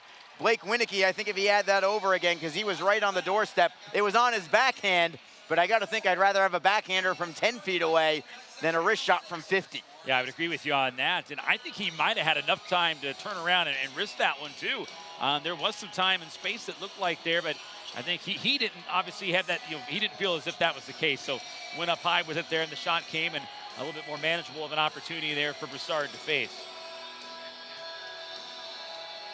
Faceoff will be to the right of Broussard. Jacksonville wins the faceoff. It's McEnany for Fortunato, who spins away from a hit, and Jacksonville skates through center. McCallchuk, great shift, dances over the blue line for Sternshine. Sternshine throws it cross ice. McCallchuk takes it off the boards on his backhand, cuts it all the way to the blue line, tripped up on the play, no call again. McCallchuk somehow keeps it in the zone. McCallchuk on his backhand, 50 feet away. One-timer Sternshine, and a save is made by Gahagan from the low face-off circle, and Sternshine not shy at all, uncorked a one-timer there. I didn't see that one coming, and I think Gahagan was fortunate to get there in time. Yeah, I think he was too. He got a piece of that one. A rocket there fired by Sternshine there from a pretty tough angle, but he got it on target. It counts as a shot on goal and forced Gahagan to get over there. But man, did not expect that. He hammered that puck there at that time. Faceoff will be to the right of Gahagan. Jacksonville is getting outshot right now, 16-12, but they have the lead. It's 2-1, and Sternshine nearly padded that lead. Icemen win the faceoff as well. Elmer tried to go into the bumper for a Lynch, but it was out of his reach. He needed to be a left-handed shot instead of a righty there. Puck goes all the way back into the Icemen zone. Jacksonville again wearing their Harry Potter uniforms tonight. On Tattoo the Ice Night as well, for anybody that's tuning in late and is wondering why all the writing on the ice. Well, it was Tattoo the Ice Night. What more can you say from Bold City Tattoo? Puck is in the neutral zone. The Icemen come away with it off a skate. It is Lynch looking for Nazarian. He couldn't locate the puck initially. He does work it in deep, but the Everblades have possession. It is Nanny up the corner. Good hit by Lynch, forcing the turnover. Fortunato plays it underneath. It's Nazarian. Tries to center. Knocked free by Florida. Held in by Jacksonville. Lynch got a piece of it. Everblades get it back. They'll backhand it off glass and out. 9:38 to go in the second period. The Icemen on top by 1. Hadfield with a good shift out of his own zone. Cuts to the left. He's onside. Goes wide on another man. Throws it across the ice. Taking it off the boards is Harris for the Icemen. He'll stop and play it down low. Nazarian is first on the puck. Nazarian could not spin away from McKay. That was well defended. And the Everblades look to play out of their end. They move it cross ice for Sambrook. Off the wall, it is Winicky who will tap into the zone. Berzola tried to turn. Held in by Florida, but the pass back up high. Unable to be handled by McLaughlin. It comes all the way to the netminder, where Gahagan will leave the puck for Jordan Sambrook. Sambrook forced to just clear it out, and the Icemen now take possession. Berzola up ice for Harris. He'll deflect in. No icing. Gahagan just played the puck inside his trapezoid. The Icemen get a steal. Pass was blocked. Harris tries to get it back. McCarron on his backhand will swing it out of the zone. And the Icemen will change up at least the forward unit as Hadfield collects behind his own net for the Icemen. Hadfield paired off with Zach Berzola. I like this pairing with these two. Berzola adding a little beef. Hadfield adding a little flash. Berzola will give some flash on occasion, too. He will. Yeah, don't be fooled by him. He's been known to go end to end, and he loves the puck handle. He loves to jump up and engage in the rush there and get involved in that way. He's, obviously takes the defensive side first. That's his main responsibility, but when he gets an opportunity, he usually takes it, and he's got some pretty good moves and good hands. Earned a call up to the Hartford Wolfpack earlier this year. Scored a goal in his AHL debut as well. And now he's trying to help out the Icemen on their stretch run now in the closing dozen games of the regular season. Jacksonville wins the faceoff. Great outlet pass, unable to be handled, however, and the Everblades right back in the zone. Aliardi tries to go wide on Berzola. It'll go behind the net, centering feed. Well done on the back check from Sam Sternshine, so he's responsible too. Like seeing that as the Icemen tap it into the Everblade zone. That will be called icing. McCallchuk deflected it in, but he had not gained center ice as he did it, so we'll bring it back into the Jacksonville end with 8:04 on the clock in period number 2. Well, Jacksonville getting the lead here in this period on the second of the night by Aaron Nazarian here, and it seems that Jacksonville got a little extra pep, as we like to say, a little extra pep in their step. And right now they're forced to ice the puck here down their own end. Faceoffs were a problem last weekend, I thought, early a little bit, especially even with guys like Mike Pellick out of the lineup, who's a pretty good faceoff guy for Atlanta. He wasn't even on the trip, but Jacksonville did struggle in that area a little bit. Jacksonville clears the zone, no icing this time. Centering feed, just deflected out of play. Was that Sternshine going for the redirect again? It was, set up by Vlad McCallchuk.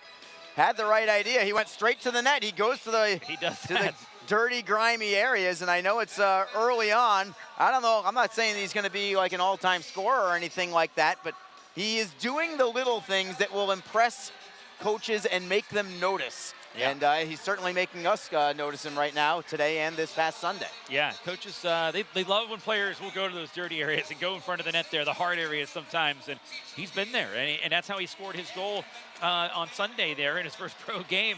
You know, just going towards the net, going in that direction, it popped on a stick. You never know, and you got to get there, and he was in the area. That pass maybe comes a little bit sooner, or maybe the guy's not out of position defensively. That has a different outcome. But again, he's there, he's getting the areas, and I think he's certainly making a way to get us, making a claim here to get noticed a little bit here by the coaching staff. And, you know, and listen, Nick Lugo brought him in because he got a good report, and he wanted to check him out, and he's here for a reason, and getting a chance here late in the year to see if he can earn a spot. Faceoff will be in the Everblades zone. Jacksonville on top by 1. Aaron Nazarian had the first goal of the game, not even 3 minutes into the contest, but Florida equalized on Jake Jaremko, who is no longer in the game. If you haven't been tuning in, I don't know if we can really expand on it too much more right now. Let's just say there was a controversial situation. He is no longer in the game, but his goal counts. And the Icemen have regained the lead here in the second period with Nazarian's second goal of the evening. Jacksonville called for another icing here. Not trying to ice the puck.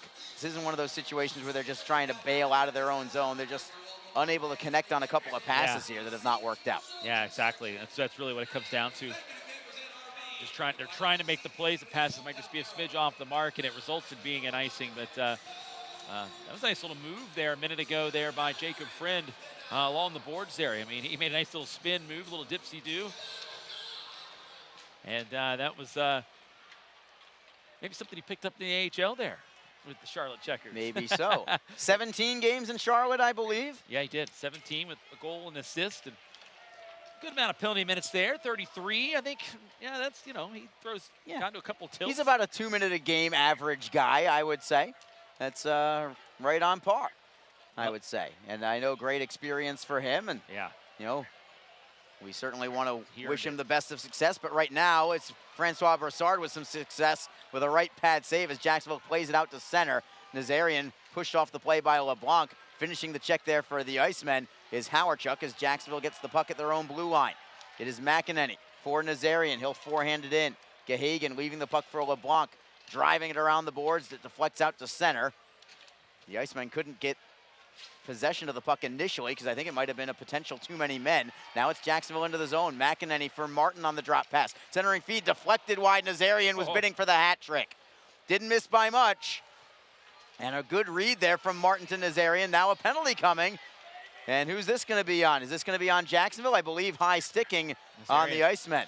Yeah, Nazarian there. And might have come up a little bit high there. And Nazarian's like, what? He's just now finding out. He's like, you may be kidding me there. Nuber might have sold this one a little bit, but either way, Nazarian heading to the box for the second time today. Yeah. So he's doing everything in twos, goals and penalties. 2 goals, 2 penalties for number 22 in blue. Yeah, let's add a couple assists in there. The Icemen have not had a power play yet either. And a big kill here for the Icemen.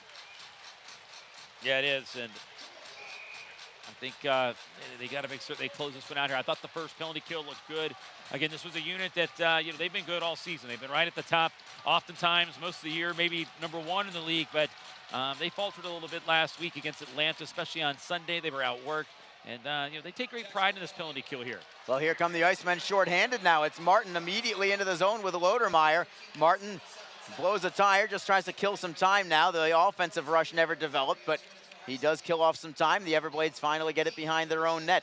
Martin still pressuring there as McLaughlin is finally just now coming out of his own end.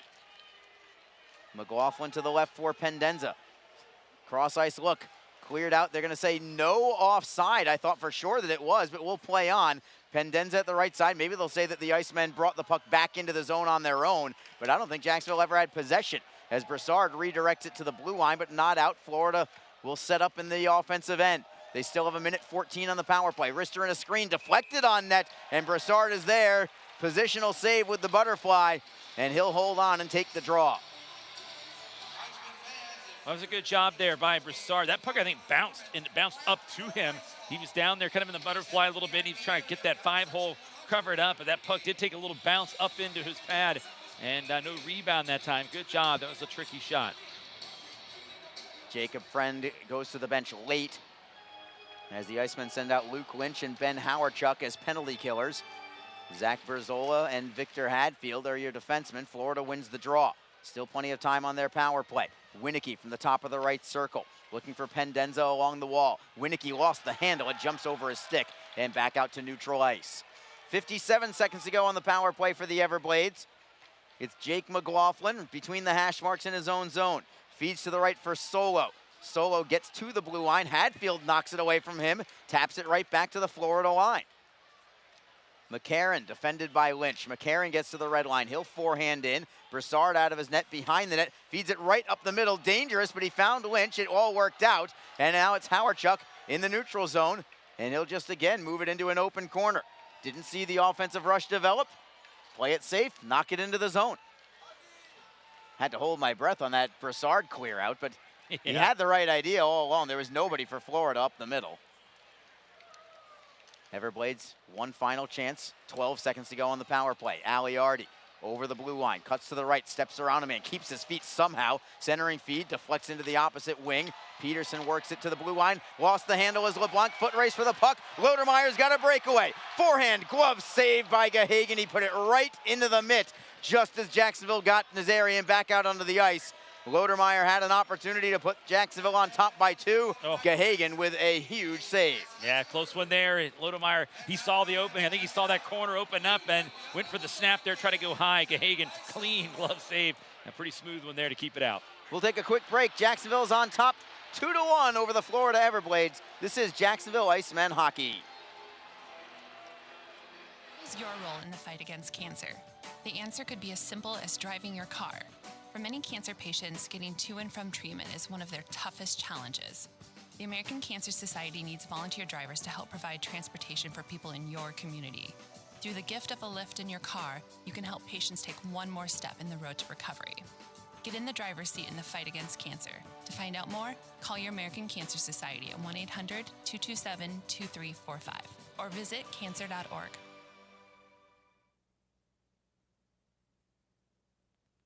Hi everyone, this is Allie McDeal from the Best Bet Poker Rooms. Experience the popular Vegas-style game Fortune Pai Gow Poker. Both locations are now playing Face Up Pai Gow. It's more fun to play than ever. You could win up to $25,000 on a single $5 bet. Come play at either Best Bet location today. We are back. Arlie Johnson with you, joined by Harry Potter. Reader, you made the look-alike, Cam, as the Icemen get a shot away and Gahagan with a save. I am flattered that they made me look Harry Potter. I didn't have my wand here today. I should have waved it around there, but glasses were in full effect. I made it. I did it. Yeah. I am a dangerous and powerful individual. I mean, I don't know if you noticed, but you are legendary. Yes. They wrote a lot of stories and books and movies about me, so what can you say? Not everybody can say that at the end of the day. Penalty coming on Florida. It's a delayed call. Jacksonville has the puck. Now the touch from Florida. So the first power play of the night for the Icemen. There's your little wand there, Reader, with the red pen. Oh, I didn't see that coming, but I like it. I was going for the scarf. I just needed to go for the wand. Yeah, you needed the wand. Who's going into the box for the Everblades? It's going to be Dylan Van Der Esch. Van Der Esch. And the Icemen to the power play where they have struggled, let's say. 22nd in the league right now at 17.0%. Florida's penalty kill is actually leapfrogged over Jacksonville to the number 2 spot in the league at 85%. So a tough penalty kill to capitalize against, but we'll see if the Icemen can increase their lead here. Craig Martin unable to hold the puck in the blue line on a Florida clear out. And it's Jacob Panetta behind his net. Panetta leading the power play unit once again. Great to have him back out on the ice for the Icemen. It is Martin at center. He'll leave it for Nazarian at the blue line, tapping it free for Martin. It goes behind the net. Florida with it. They are able to clear it. Nazarian unable to handle it. Well, the Icemen been working. They worked a lot in practice here on the power play this week, and they know they got to be better at it. And it's something that as they come down the stretch, and we already know they've been involved in a lot of close games, could make the difference in a lot of those games. They know they got to get something going with a little bit more consistency, but they were focusing on that in practice this week. Jacksonville back in the offensive zone.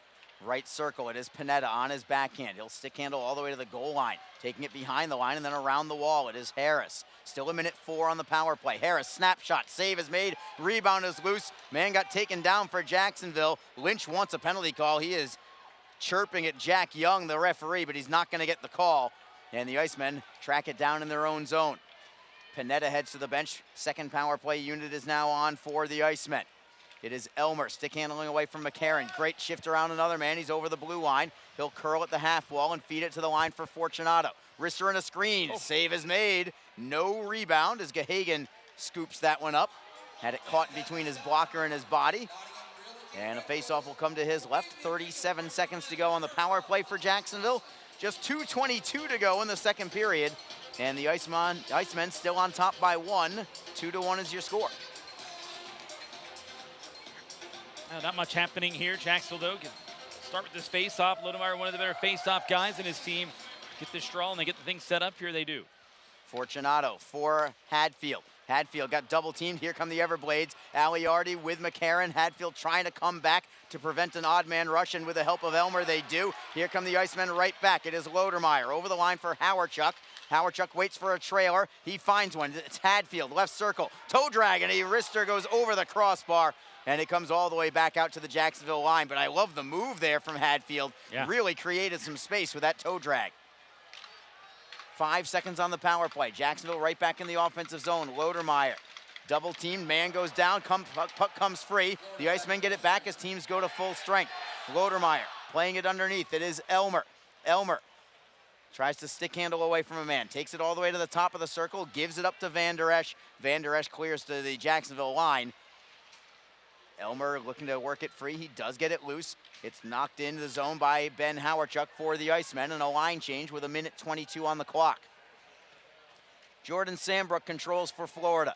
To the right side for McKay. Cross ice look. Taking it there is Winicky into the zone.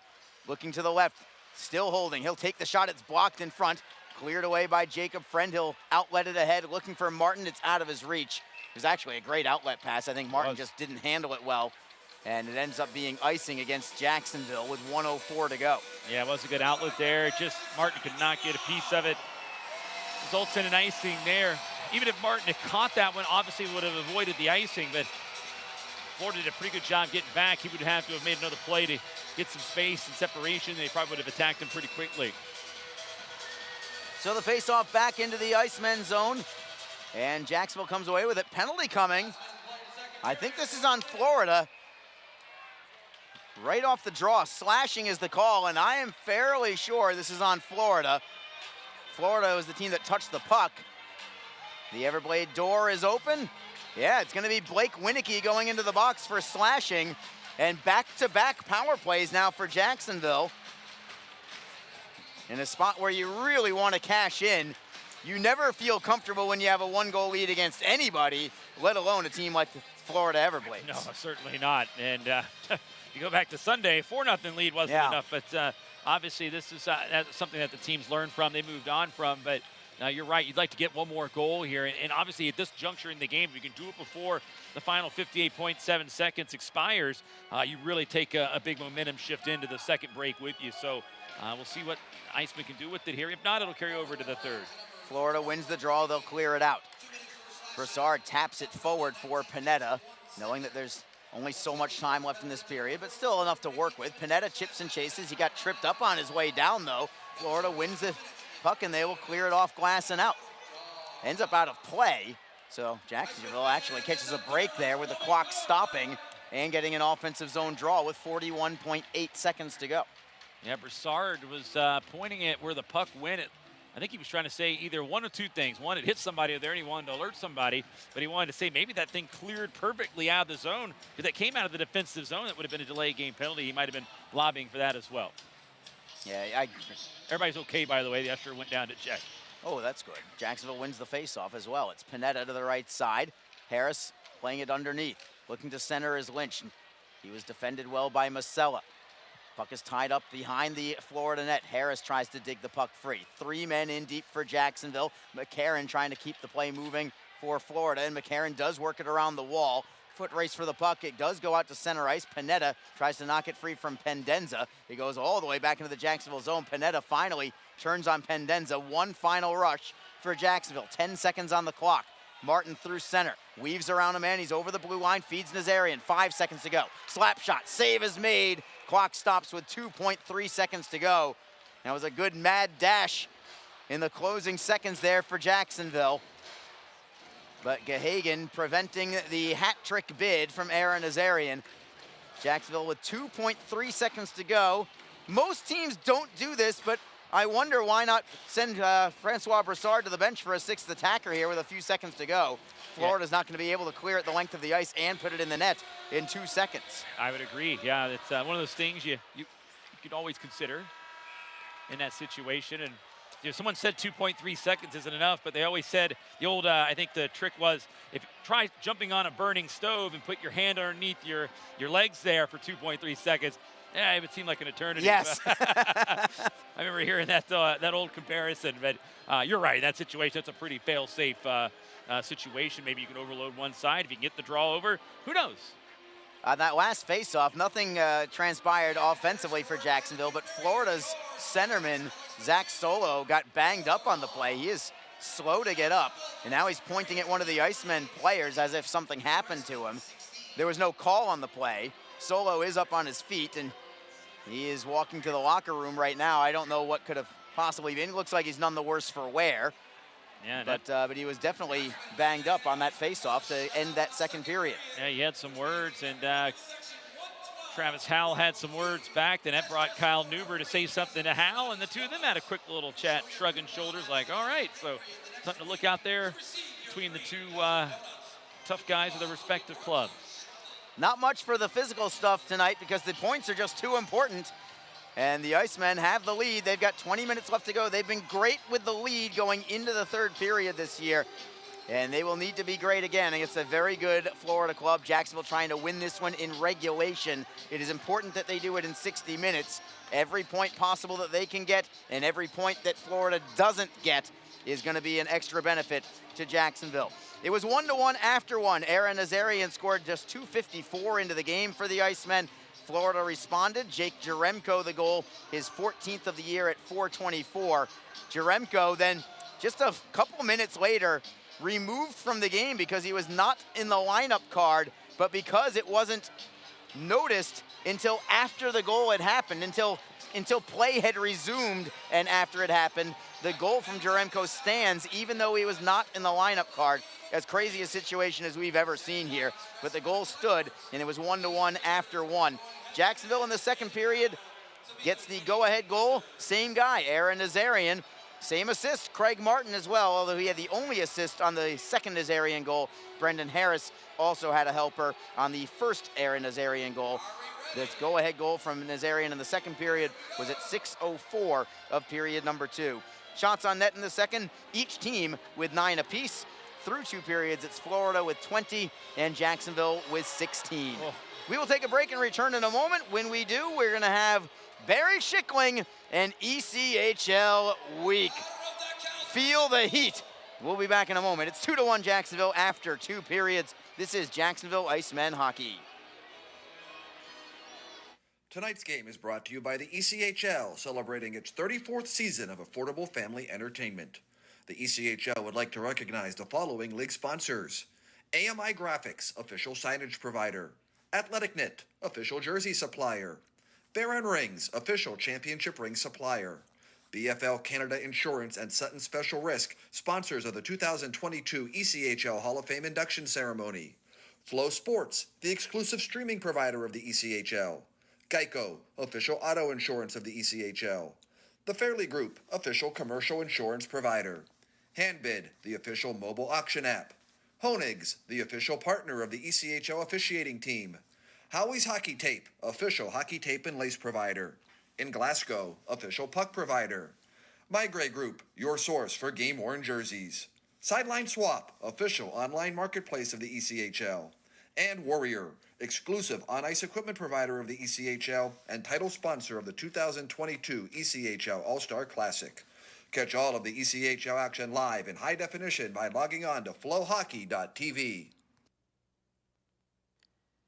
Don't forget, this game is being streamed live around the world today.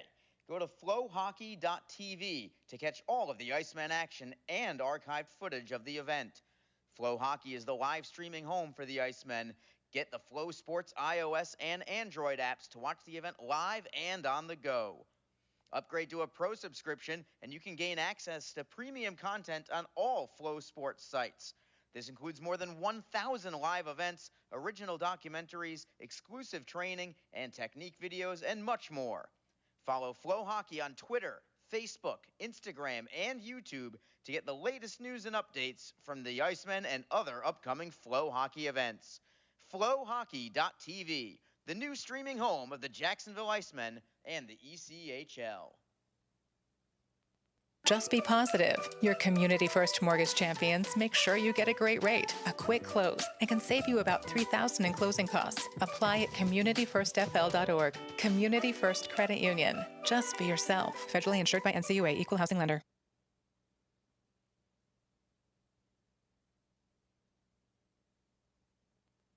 Less than a month remains in the regular season. Which teams have the playoffs in their future? We'll look at the possibilities. For the second time in March, a coaching change is made. Plus, big games and big careers. We'll have details. All that and more right now on ECHL Week.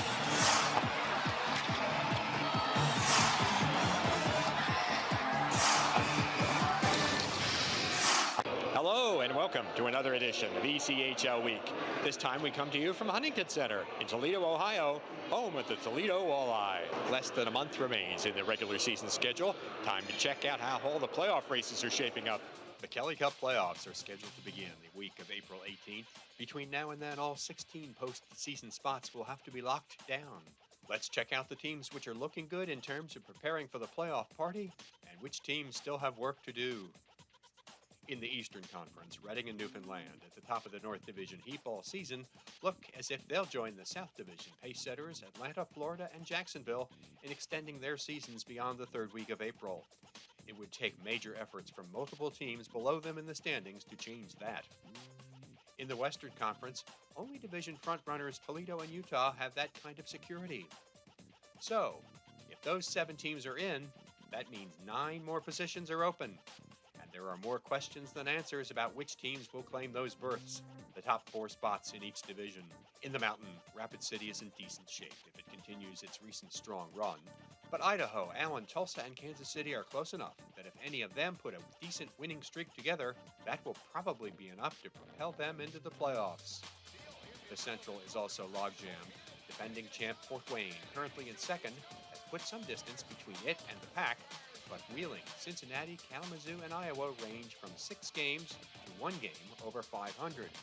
That's a margin which can be quickly made up when you're doing battle against the teams you're trying to catch. A 3-team race for 2 playoff spots has shaped up in the north with Worcester, which has had a great March, Trois-Rivières, and Maine, all capable of finishing 3rd, or 4th, or 5th. The South Division seems to be the simplest race to analyze. Orlando and Greenville, which recently went on a 10 wins and 13 games run, are battling for the final spot there. And this weekend, 2 of the remaining 3 games between the Solar Bears and Swamp Rabbits are scheduled in Central Florida.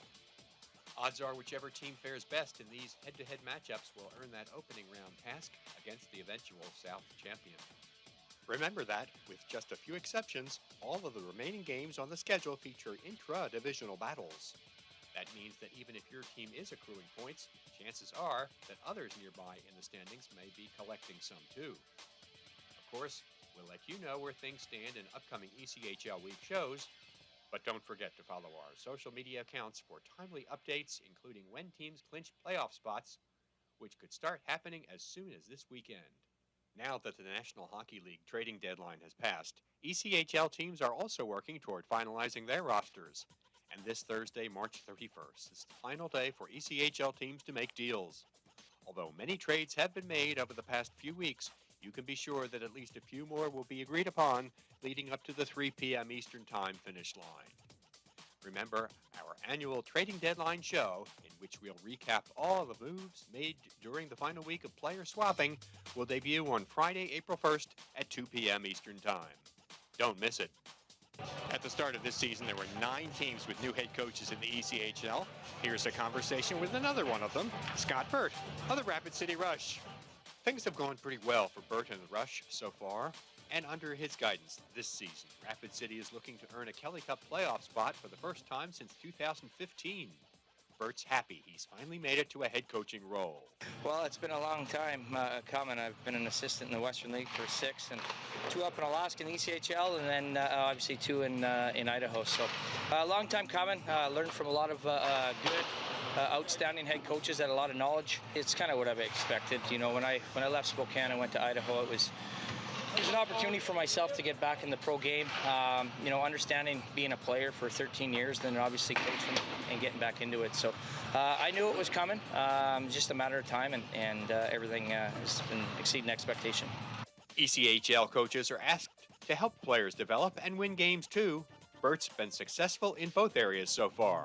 And my job is to maximize the potential of every player and giving guys opportunities to get to the American League and stay there. So, you know, at times it does come a little bit challenging, but also at times it's rewarding for some of the players.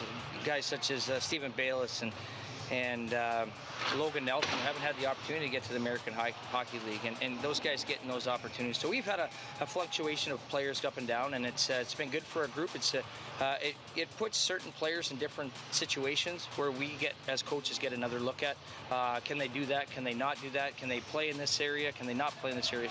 But despite being in his first season as the head coach, Burt already understands that in addition to winning games, he's helping the Rush to build a lasting reputation both on and off the ice. So you don't know on a daily basis who you have or who's your personnel that game from game to game. So for us, it's shift by shift, day by day, game by game, and that's all we're worried about. Our goal at the beginning of the year is not to win a Kelly Cup. Our goal is to make the playoffs, and then we'll see what happens from there. So our guys have bought in. Our guys are enjoying where we're at, and you're starting to hear that Rapid City maybe hasn't had the best outcome or look the last few years. Now guys are wanting to come here. We're hearing from other teams and other players that are saying, hey, listen, hey, is there a chance? What do you think of this player? Like, now our guys are starting to talk, and we're starting to get talked throughout the league, and it's a good reputation because Rapid City's a great spot. Our ownerships have been great. Presidents have been great. The whole facility and everything's been great with us so far. So they want to continue to build. We want to continue to build, and we'll just go day by day, foot by foot. News and highlights are next on ECHL Week.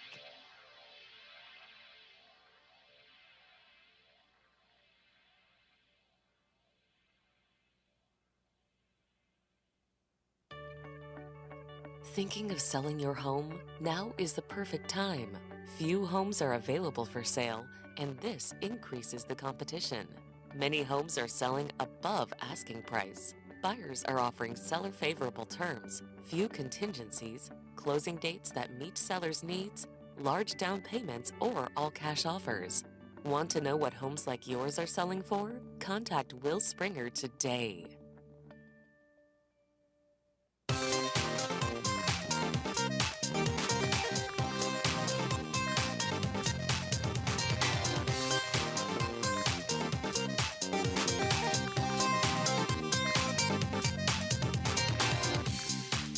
If you ever get to this part of the country and you're a hockey fan, you've got to get to Huntington Center to watch the Walleye play. It's a great atmosphere, among the best in the ECHL.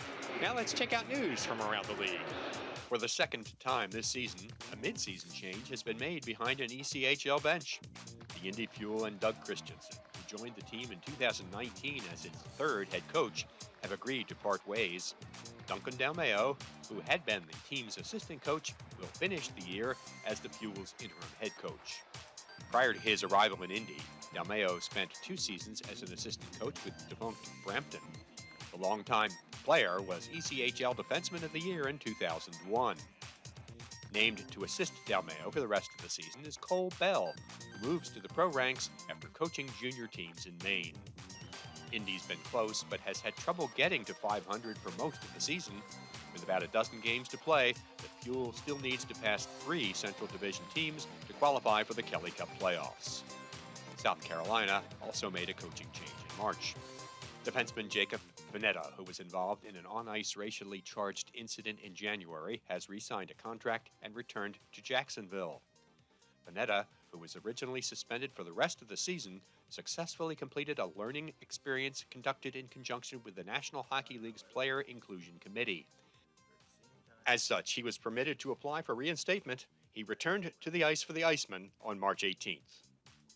Reading goaltender Pat Nagel, who's seen action in more than a dozen American Hockey League games this season and was also a member of the U.S. Olympic team, which competed in Beijing in February, has returned to the ECHL and promptly moved up on an all-time list.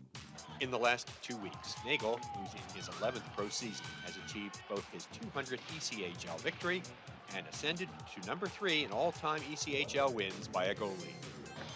There's been a lot of people before me that have done a phenomenal job, and just trying to go in there night in and night out and find ways to win. And luckily, obviously, I've been a part of some really good teams over the years and played with a lot of great teammates. Earlier this month, forward Ryan Domowski was traded from South Carolina to Idaho. In his second game with his new team, he became just the second player in the ECHL this season to score 5 times in one game.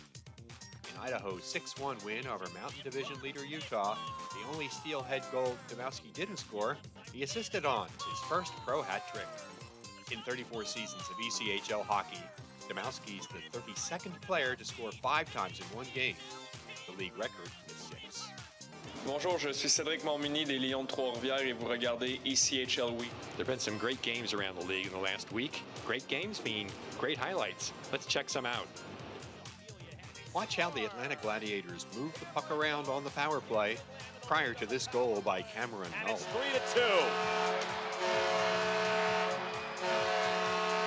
The Gladiators don't waste any time in capitalizing on the man advantage. Here's Brett Gravel of Rapid City taking the game into his own hands and then ending it with this bullseye of an overtime goal. Brett Gravel wins it in overtime, and Rapid City takes it. Their final score, the Rush 3 and the Mavericks 2. And check out the sleight of hand for this shorthanded beauty by Reading's Braden Lowe. Scored. Braden Lowe goes Peter Forsberg, a shorthanded goal, and it's 2-0 Royals with 8:13 to go in the first period. Lowe's 14th of the season. That wraps up another edition of ECHL Week from Toledo, Ohio. Thanks very much for watching. Make sure to follow us on all of our social media channels. It's the best way to keep up to date on everything that's going on throughout the ECHL all the time. We'll see you next time. We close today with the Nailers and fans post-game skate in Wheeling. Jared Cockrell spends on-ice time and perhaps makes a couple of new friends in the process.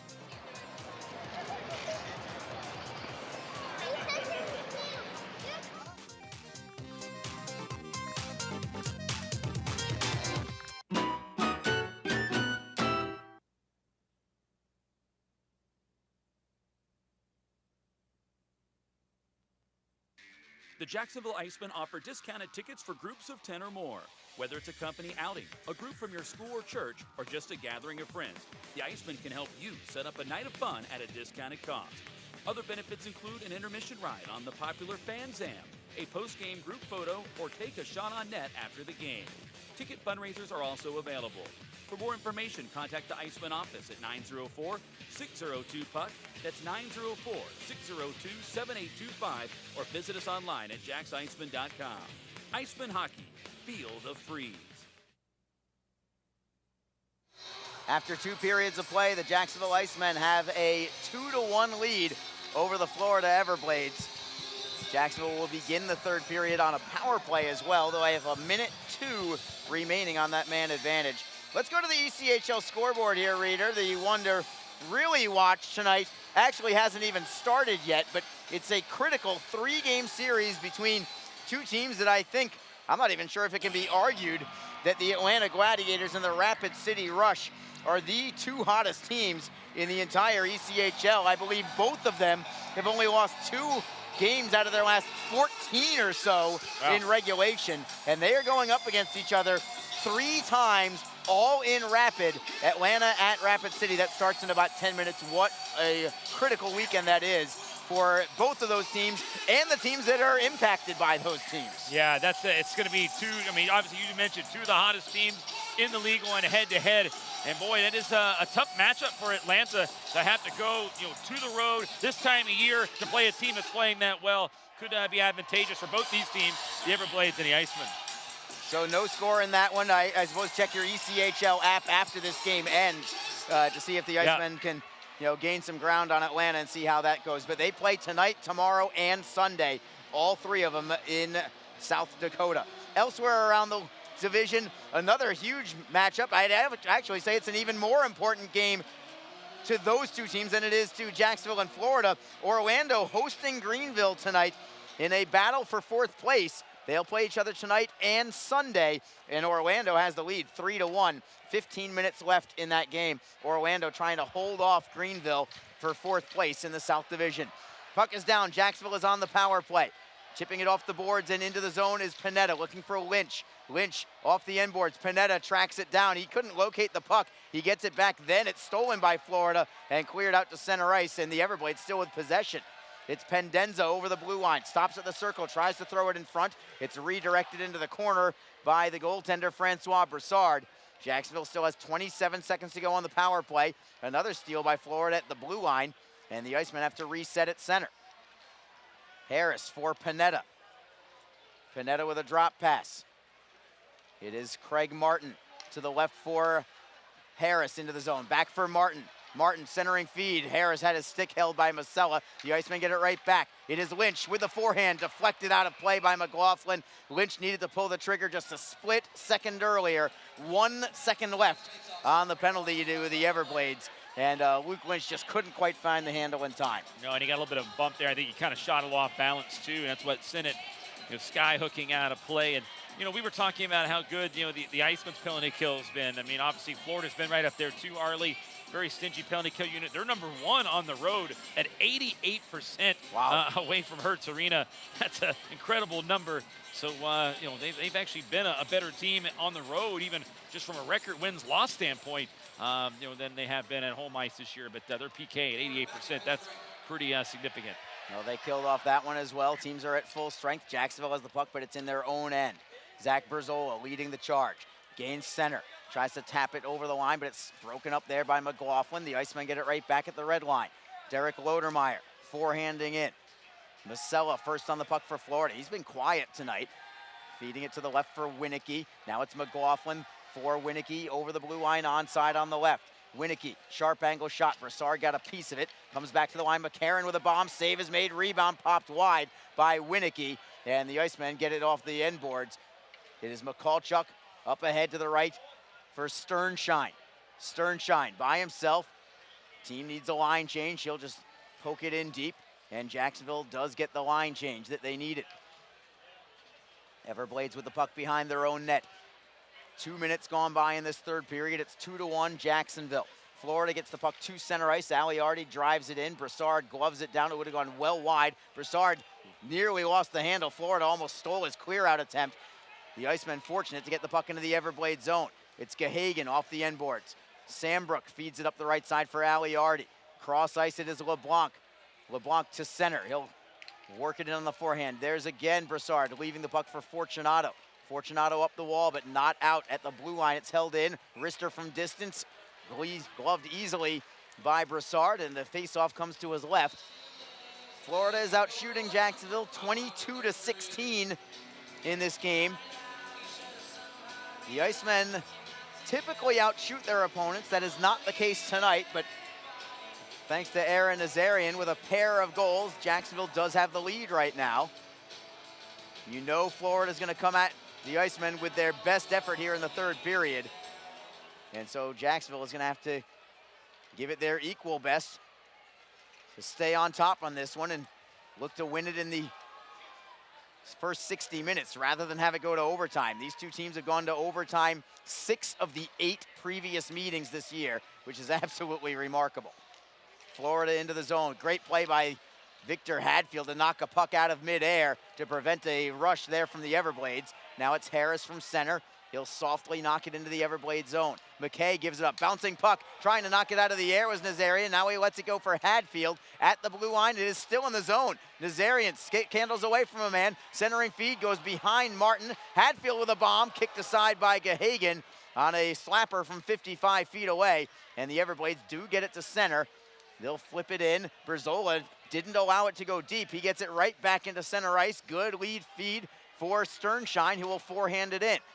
Chasing after it is McCallchuk. Sternshine is there as well, looking to take the body. Sternshine tried to feed the line, but Winicky was there to read it, and the Everblades skate out.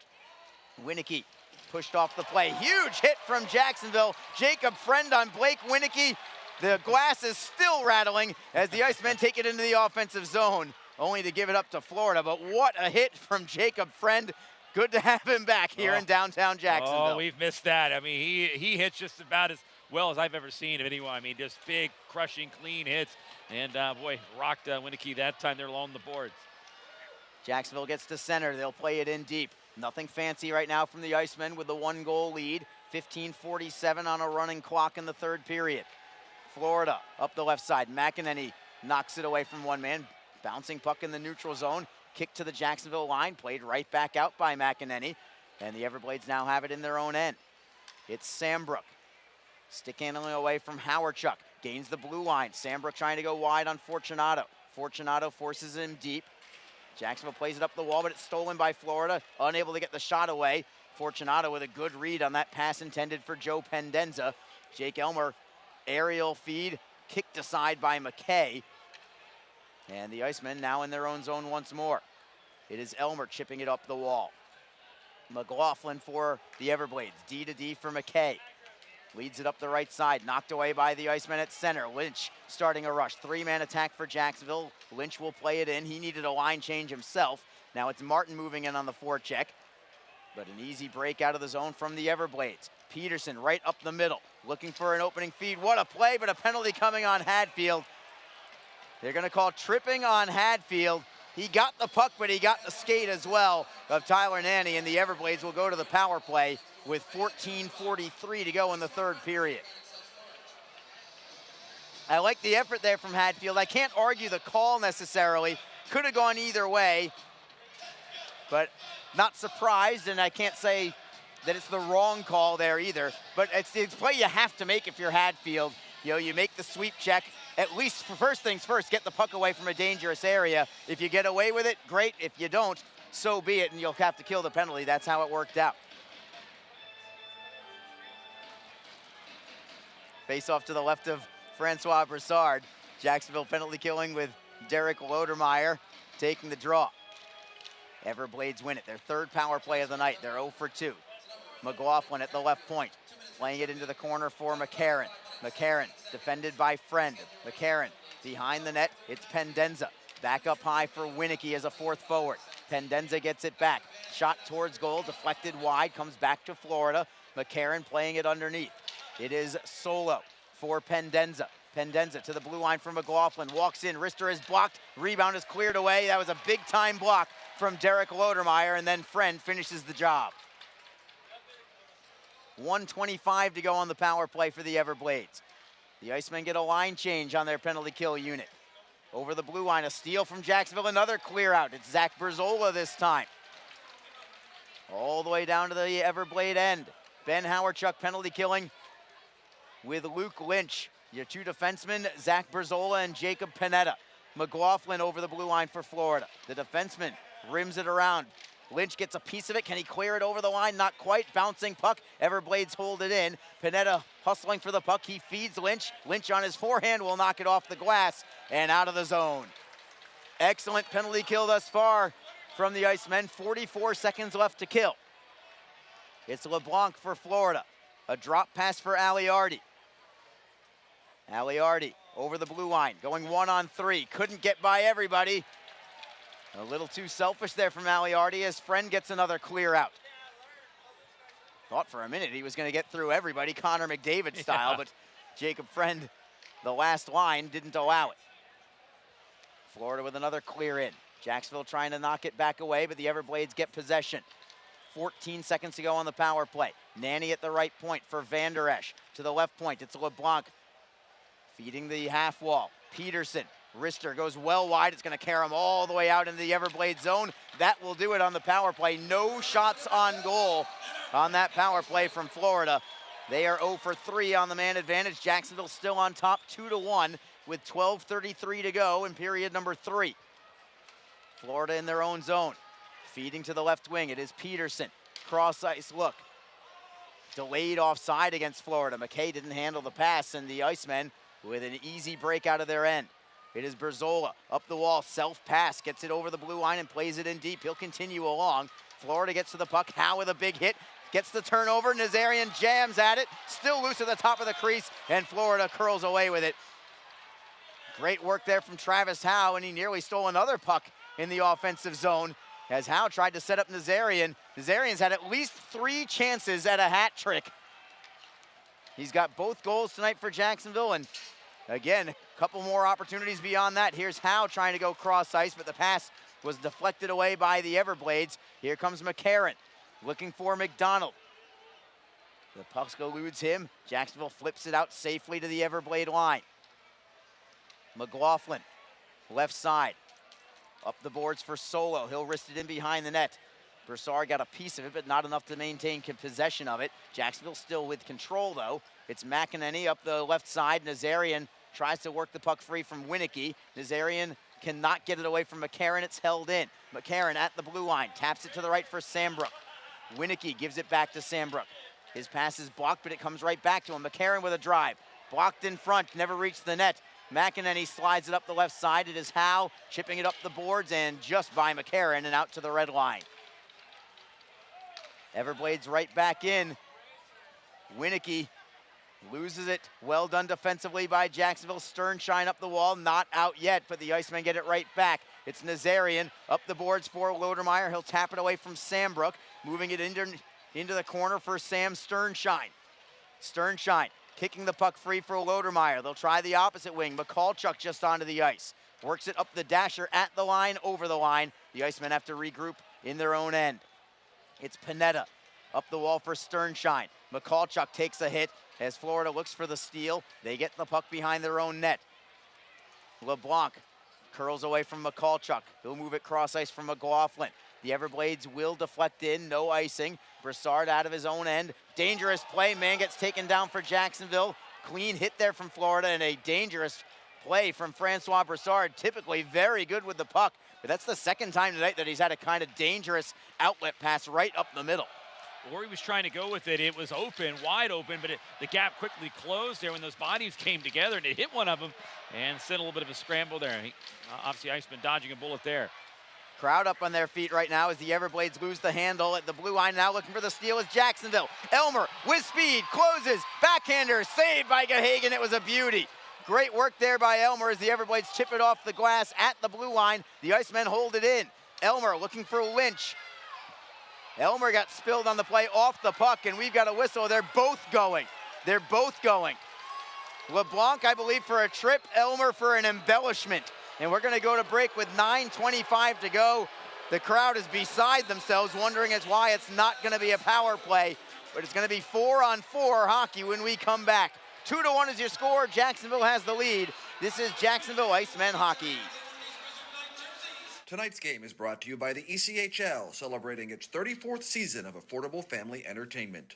The ECHL would like to recognize the following league sponsors: AMI Graphics, official signage provider; Athletic Knit, official jersey supplier; Baron Rings, official championship ring supplier; BFL Canada Insurance and Sutton Special Risk, sponsors of the 2022 ECHL Hall of Fame induction ceremony; Flow Sports, the exclusive streaming provider of the ECHL; Geico, official auto insurance of the ECHL; The Fairley Group, official commercial insurance provider; Handbid, the official mobile auction app; Honig's, the official partner of the ECHL officiating team; Howie's Hockey Tape, official hockey tape and lace provider; In Glasgow, official puck provider; My Gray Group, your source for game-worn jerseys. Sideline Swap, official online marketplace of the ECHL. And Warrior, exclusive on-ice equipment provider of the ECHL and title sponsor of the 2022 ECHL All-Star Classic. Catch all of the ECHL action live in high definition by logging on to flowhockey.tv. 4-on-4 hockey for the next 2 minutes. Midway through the third period, Florida down by 1. They try to skate into the Icemen zone. They'll rim it around, comes all the way to the blue line for Sambrook. Sambrook keeps it in for Nanny. Now it's Peterson, sharp angle pass, deflected by Berzola. Peterson gets it back, cuts to the forehand, saved by Broussard. It was a big one. Rebound for Jacksonville. Berzola has some time and space in his own zone. Not in any particular hurry. He will feed Craig Martin. He'll drop it back for Panetta, or rather it's Harris, and now it's Berzola, the defenseman, leads the charge for Jacksonville. Berzola playing it into the corner. Peterson tries to knock it free from Harris. Sambrook moves it cross ice. Nanny, the former South Carolina Stingray player, gets it to the blue line, knocked free there by the back check of Derek Lodermeyer. Lodermeyer off the end boards for Berzola. Nice work there by Berzola to spin to his forehand side, and he outlets Panetta to the left wing. Onside is Harris, centering feed. Panetta tripped up on the play, goes crashing into the net, and they're gonna play on even though the net is way off of its moorings. Here comes Florida, and Aliardi unable to get a shot away. And now we've got a whistle, and now what's the call gonna be? I don't know how they didn't stop play for the net being way off of its moorings in the opposite end. And that allowed Alex Aliardi to move in. I also could question why there was no tripping call against Jacob Panetta, who drew the penalty. I don't want to say the call would have been on him. He was the one that was spilled into that play. Not egregious. You know, I know they want to let him play, so I don't mind it too much. I just see it could have gone either way. And a lot of back and forth action there with a 4-on-4 play. Some pretty exciting stuff here. Well, perhaps that time the referee, Jack Young, was going to let him finish the rush and didn't want that to be a factor in them getting the rush the other way. Which is allowed, by the way. Yeah, that is allowed. So, I mean, again, if the puck had gone back the other way, they probably would have blown the play dead. I've actually seen a game between South Carolina and the Everblades where the net was dislodged and there were 2 or 3 rushes in. The net was at about a 30-degree angle, whatever, off, and they continued to let it roll. The puck eventually went to the net, and they counted it a goal. Ooh. Many, many years ago. Look it up on YouTube. It's there. It was very bizarre. It kind of reminded me of that, but I understood the reason, the rush the other way. But a situation there, I'm sure if it went back, they would have blown the play dead. We're going to take another break in the action. 8:06 to go. The Icemen still nursing this 2-1 lead over the Florida Everblades. We'll be back in a moment. This is Jacksonville Icemen hockey. Don't forget, this game is being streamed live around the world today. Go to flowhockey.tv to catch all of the Icemen action and archived footage of the event. Flow Hockey is the live streaming home for the Icemen. Get the Flow Sports iOS and Android apps to watch the event live and on the go. Upgrade to a pro subscription, and you can gain access to premium content on all Flow Sports sites. This includes more than 1,000 live events, original documentaries, exclusive training, and technique videos, and much more.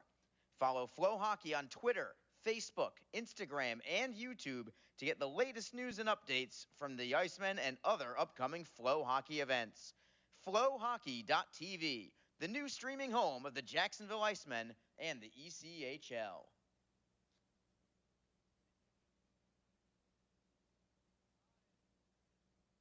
Four-on-four play for the next 41 seconds. Alex Reed with an off-ice nugget for me right at the gun there as the Icemen have possession in their own zone. 7:59 on the clock in the third period. It is Brandon Fortunato playing it in deep to the Florida end. Lynch gives chase after it, but the Everblades have possession. Tapping it up the wall. Howard-Chuck takes the body. Lynch takes the puck, feeds McEnany. Wrister, score! Austin McEnany! His first goal of the season, and it puts the Icemen on top by a pair. Oh boy, the Icemen found the open space. So did McEnany. Let the shot go. Looked like it got a piece of something maybe off the goaltender and then clipped in. But a great job that time by McEnany. Put himself in that position to get goal number 1. He had a lot of time there, Arlie. He let it rip. And then Gahagan got a piece of it right off the edge of that glove, and it then clipped in. And then looking at the replay there, Gahagan looking at his glove. Is there a hole in here? He's still inspecting it right now. He can't believe that one got by. And boy, was that one a big one there for Jacksonville. The Icemen desperately want to win this one in regulation, and they now have a 2-goal lead, a 4-on-4 goal for Jacksonville. They've had several of them this year. And here's Joe Massa with your goal call. Your third Iceman goal, scoring his first goal of the season, number 5, Austin McEnany. Assisted by number 9, Luke Lynch, and number 17, Ben Howarchuk. Time to goal, 12 minutes, 15 seconds. Joe, thank you so much. The award-winning Joe Massa with the Austin McEnany goal. And we'll have a chat, Joe and I, a little later about that goal announcement. But that's okay, all in good fun. All in good fun. He's the best. He's our boy, Joe Massa. As the Icemen redirect into the Everblades zone. Whoever scored it, McEnany, it's 3-1 Icemen, as teams are back at 5-on-5, and the crowd is all over Parker Gahagan right now. They are right now, and Parker Gahagan, he was just upset there. You could see him, he was just so stunned that puck went in there. He really thought he had a good lane there with that glove. He thought he had it right there in his grasp, and just clipped past him there. Obviously that one bothering him because he felt like that's one that would have been more routine and he should have had it. Faceoff will be in the Everblade zone. McEnany's first of the year from Luke Lynch and Ben Howarchuk at 12:15. It was a 4-on-4 goal for Jacksonville, on top by a pair, and they're just 6:40 away from closing within 3 points of the Everblades in the South Division standings, with 2 games in hand. Let's all remember that too. Puck is in the Icemen zone, but Jacksonville has it. Florida's completing a line change. The Everblades, who have been so good away from home all season long, they move it up the right side. It is Aliardi trying to go backwards on Berzola. Berzola is able to chip it up the wall and out. Florida this year on the road, 19-5. That's away from home, remarkable. The Icemen have beaten them here a couple of times, but both of those were in overtime or a shootout. Florida has won a pair of games here also. One in regulation and another one also in a shootout. Everblades into the offensive end. It is Neuber, has it poked away. Travis Howe and Kyle Neuber on the ice together. First time I've noticed that all game long. 2 of them skate away from each other without incident this time. Florida up the left side. It is McLaughlin looking for Sambrook. He'll chip it off the glass and safely out to center. Bouncing puck there. Everblades take it to the Jacksonville line, but no further. Icemen right back at center. Elmer will flip it high into the air. Masella gives chase. Chips it ahead. Stolen by the Icemen, taken back by Florida. It's Peterson 2-on-2 with Nanny, the defenseman, leading the charge. Fortunato and Nanny will bounce into the corner. Nanny looks to center, knocked away by the Icemen. Fortunato gets rubbed out by McDonald on the play, but the Icemen get the steal, and Howarchuk will float it into a corner. Foot race for the puck. Elmer against LeBlanc. Elmer, with blazing speed, is going to be first to the puck. He's ridden into the boards by LeBlanc, and the Everblades finally take it away. It's Masella up the right side. Jacob Friend taps it into his own end. Swings it around for Martin. Down to 4:45 to go in the game. The Icemen on top 3-1. Florida at the blue line. Stood up by Jacob Friend. Another big hit by Friend as the Icemen chip and chase. Brendan Harris first on the puck. Tapping it free for Nazarian. Behind the net it is Martin. Martin spins away from McLaughlin, or at least is attempting to. McCarron swings it around the wall, but Berzola is first on the puck for the Icemen. Berzola bounces off McCarron. McCarron takes the puck. McLaughlin tries to spin away from Martin. Feeds McCarron up the wall. Florida gets it to the line. Stolen by Jacksonville. Cleared back out by the Everblades. Well, this is all right, though. Got cleared the other way, but the Icemen have possession right now. They're just stalling, but an aggressive forecheck coming in with Winicky and McCarron trying to disrupt things. Easy save from Francois Brassard here on Stefan LeBlanc with 3:59 to go in the game. An insurance goal from Austin McEnany. His first goal of the season has the Icemen on top by a score of 3-1. This is Jacksonville Icemen hockey. The Jacksonville Icemen offer discounted tickets for groups of 10 or more. Whether it's a company outing, a group from your school or church, or just a gathering of friends, the Icemen can help you set up a night of fun at a discounted cost. Other benefits include an intermission ride on the popular Fan Zam, a post-game group photo, or take a shot on net after the game. Ticket fundraisers are also available. For more information, contact the Icemen office at 904-602-PUCK. That's 904-602-7825, or visit us online at jacksicemen.com. Icemen Hockey, feel the freeze. Just be positive. Your Community First Mortgage champions make sure you get a great rate, a quick close, and can save you about $3,000 in closing costs. Apply at communityfirstfl.org. Community First Credit Union. Just be yourself. Federally insured by NCUA, Equal Housing Lender. The Icemen trying to close out this game. 3:59 on the clock. It's Jacksonville 3, Florida 1. The Icemen with a great regrouping effort after a heartbreaking overtime loss last Sunday in their last game out. Florida with a shot towards net. It is blocked and cleared away by the Icemen. I know for the Icemen, after that game on Sunday, they probably would have wanted to get right back onto the ice the very next day, but they had to wait 5 days for their next game. But they have really brought forth a great, solid 60-minute effort here, and I know that that was something that was big as the Everblades put it in the net. A crazy bounce at the goal mouth, and it ends up going by Broussard and into the net. I don't know if it went off a leg, off a skate, or whatever, but this one is far from over as Cody McDonald gets the goal for the Everblades with 3:34 to go. Yeah, just kind of rolled down the back of Broussard. It somehow flipped up in the air. Did it go over his shoulder maybe and in? Yeah, I'd love to get another look at it here. I think they will show it here, Arlie, once it pops up here on my screen. But also curious about potential goalie interference. Yeah, I mean, McCarron's there in front, but yeah, it looked like it just kind of clipped in the air there and rolled down his back. So McDonald gets the goal. It's a 3-2 game. McDonald's 5th goal of the season. Florida back into the offensive zone. 3:20 to go in the contest. Jacksonville tries to golf it out of the zone. Held in and a stick save by Broussard. Rebound cleared up the wall by Howardchuk. Lynch hustling for it. He'll force Gahagan to play it and at least prevent the icing call against Jacksonville. Now it's Lynch trying to keep the puck in. Howardchuk gets spilled, and the Everblades have a possible 3-on-2. Winicky over the blue line, looking for the trailer into LeBlanc, swept away by Hadfield, and it's chipped up the wall and out by Jacksonville. It is Howe at center ice, avoiding a hit from McCarron. McCarron, I think, was going headhunting a little bit on Travis Howe. Well, they got tangled up a few moments ago there in the corner, and Howe landed on top of McCarron, and McCarron didn't appreciate it. He came back at him.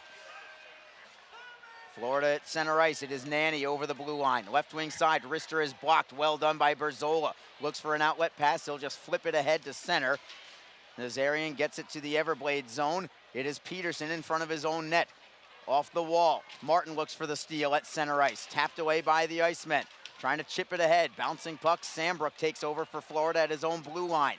Down to 2:14 to go in the game. The Icemen lead is now just 3-2. Parker Gahagan still in net for Florida as the Everblades have the puck behind their netminder. It is Sambrook to the left for Nanny. Defending is Lodermeyer. The Icemen force a turnover at center. Peterson knocks it free for Florida and gets it into the zone. The Icemen get it right back, though. McEnany with some time. Up the middle for Nazarian. He'll chip it in. Chasing after it is Lodermeyer, preventing Gahagan from getting to the bench. And the Icemen will forecheck and kill some more time. 1:41 to go in the game. Florida with an outlet pass going into the Jacksonville zone. Broussard way out of his net. Florida's going to take a line change here. The Icemen with plenty of time. They'll skate out of their own zone. It is Howardchuk trying to play it in. McCallchuk will knock it in deep for Jacksonville. Masella gets a hit from McCallchuk for his troubles. Lynch now with the forecheck. McCallchuk looking for the turnover. All the play is in the Florida zone right now with 1:17 to go in the game. The Everblades finally get to the puck. It is McLaughlin skating out of his zone. There goes Gahagan for the bench. Florida is onside. They'll keep it in. Pendenza with a centering pass, blocked by Jacksonville. Loose puck for Friend, wristing it off glass at the blue line. Masella is able to hold it in. Final minute of play. McLaughlin, left half wall. Plays it down low. It is Solo, back for McLaughlin, spinning away from McCallchuk. Back behind the net, it is Solo on his backhand. Tries the stuff attempt. Knocked free by Jacksonville, played to the line, not out. It is McLaughlin, top of the left circle. Rister in a heavy screen, it deflects over the crossbar. 36 seconds to go. Florida has a man tripped up on the play, no call. I think the Icemen are fortunate. Florida still with possession though. Solo with a centering feed, picked off, and it's gonna be cleared out to center ice by Howardchuk. No icing here, 23 seconds to go in the game. McLaughlin for Solo at center ice. He'll tap it into the zone. McEnany tries to knock it free for Martin behind his net. He'll slam it around the boards and out. This will be icing, but time is ticking away. Clock stops with 9.7 seconds to go. And the Everblades will have an offensive zone draw face-off. And the Icemen will have one final face-off and hopefully a clear out to seal this one. Yeah, it's a big face-off right now here early, and again, just coming down to the wire. What a surprise. Another one-goal affair between these two teams. Simply incredible. Again, it's always tight here. They got Kyle Neuber. I don't know if he's coming out here for this shift to try to get there in front of the net, be that big body and create that traffic.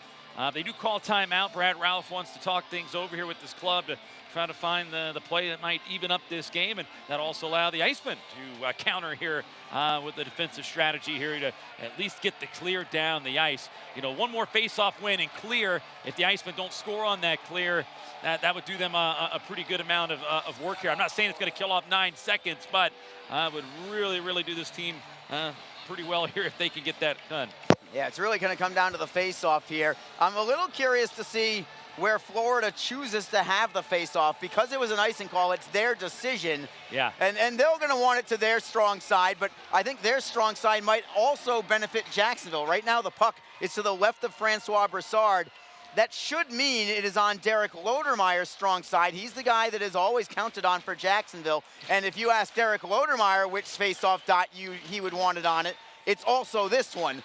Yep. So we'll see if this draw between Derek Lodermeyer and John McCarron, it is a critical one.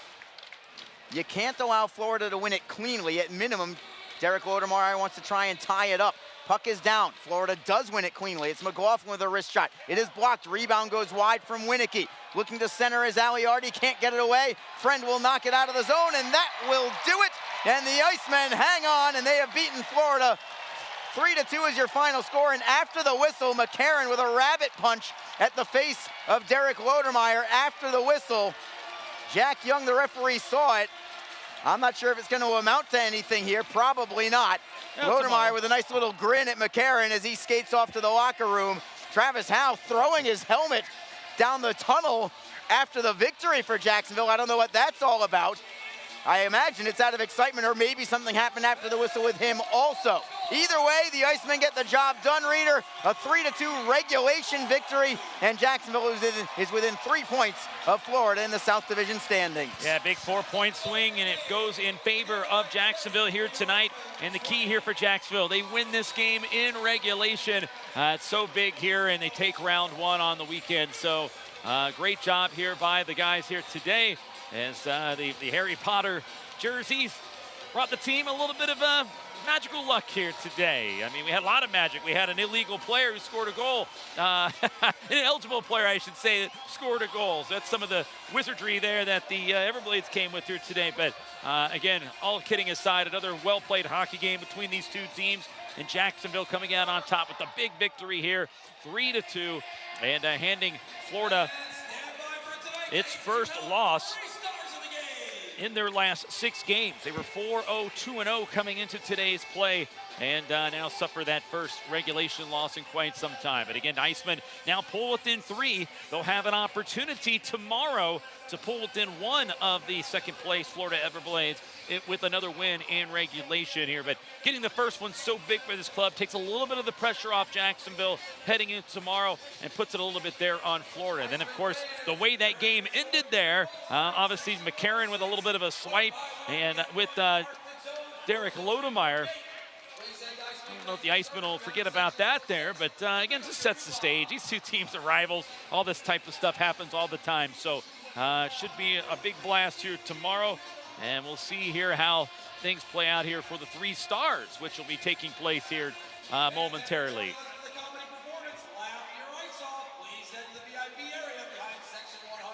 So we'll see who gets the 3 stars. Arley's down on the ice. He will talk to the number 1 star of the game. as Joe Massa will be announcing those stars here shortly. But a 3-2 victory here today. The Icemen are outshot in this game 30-20.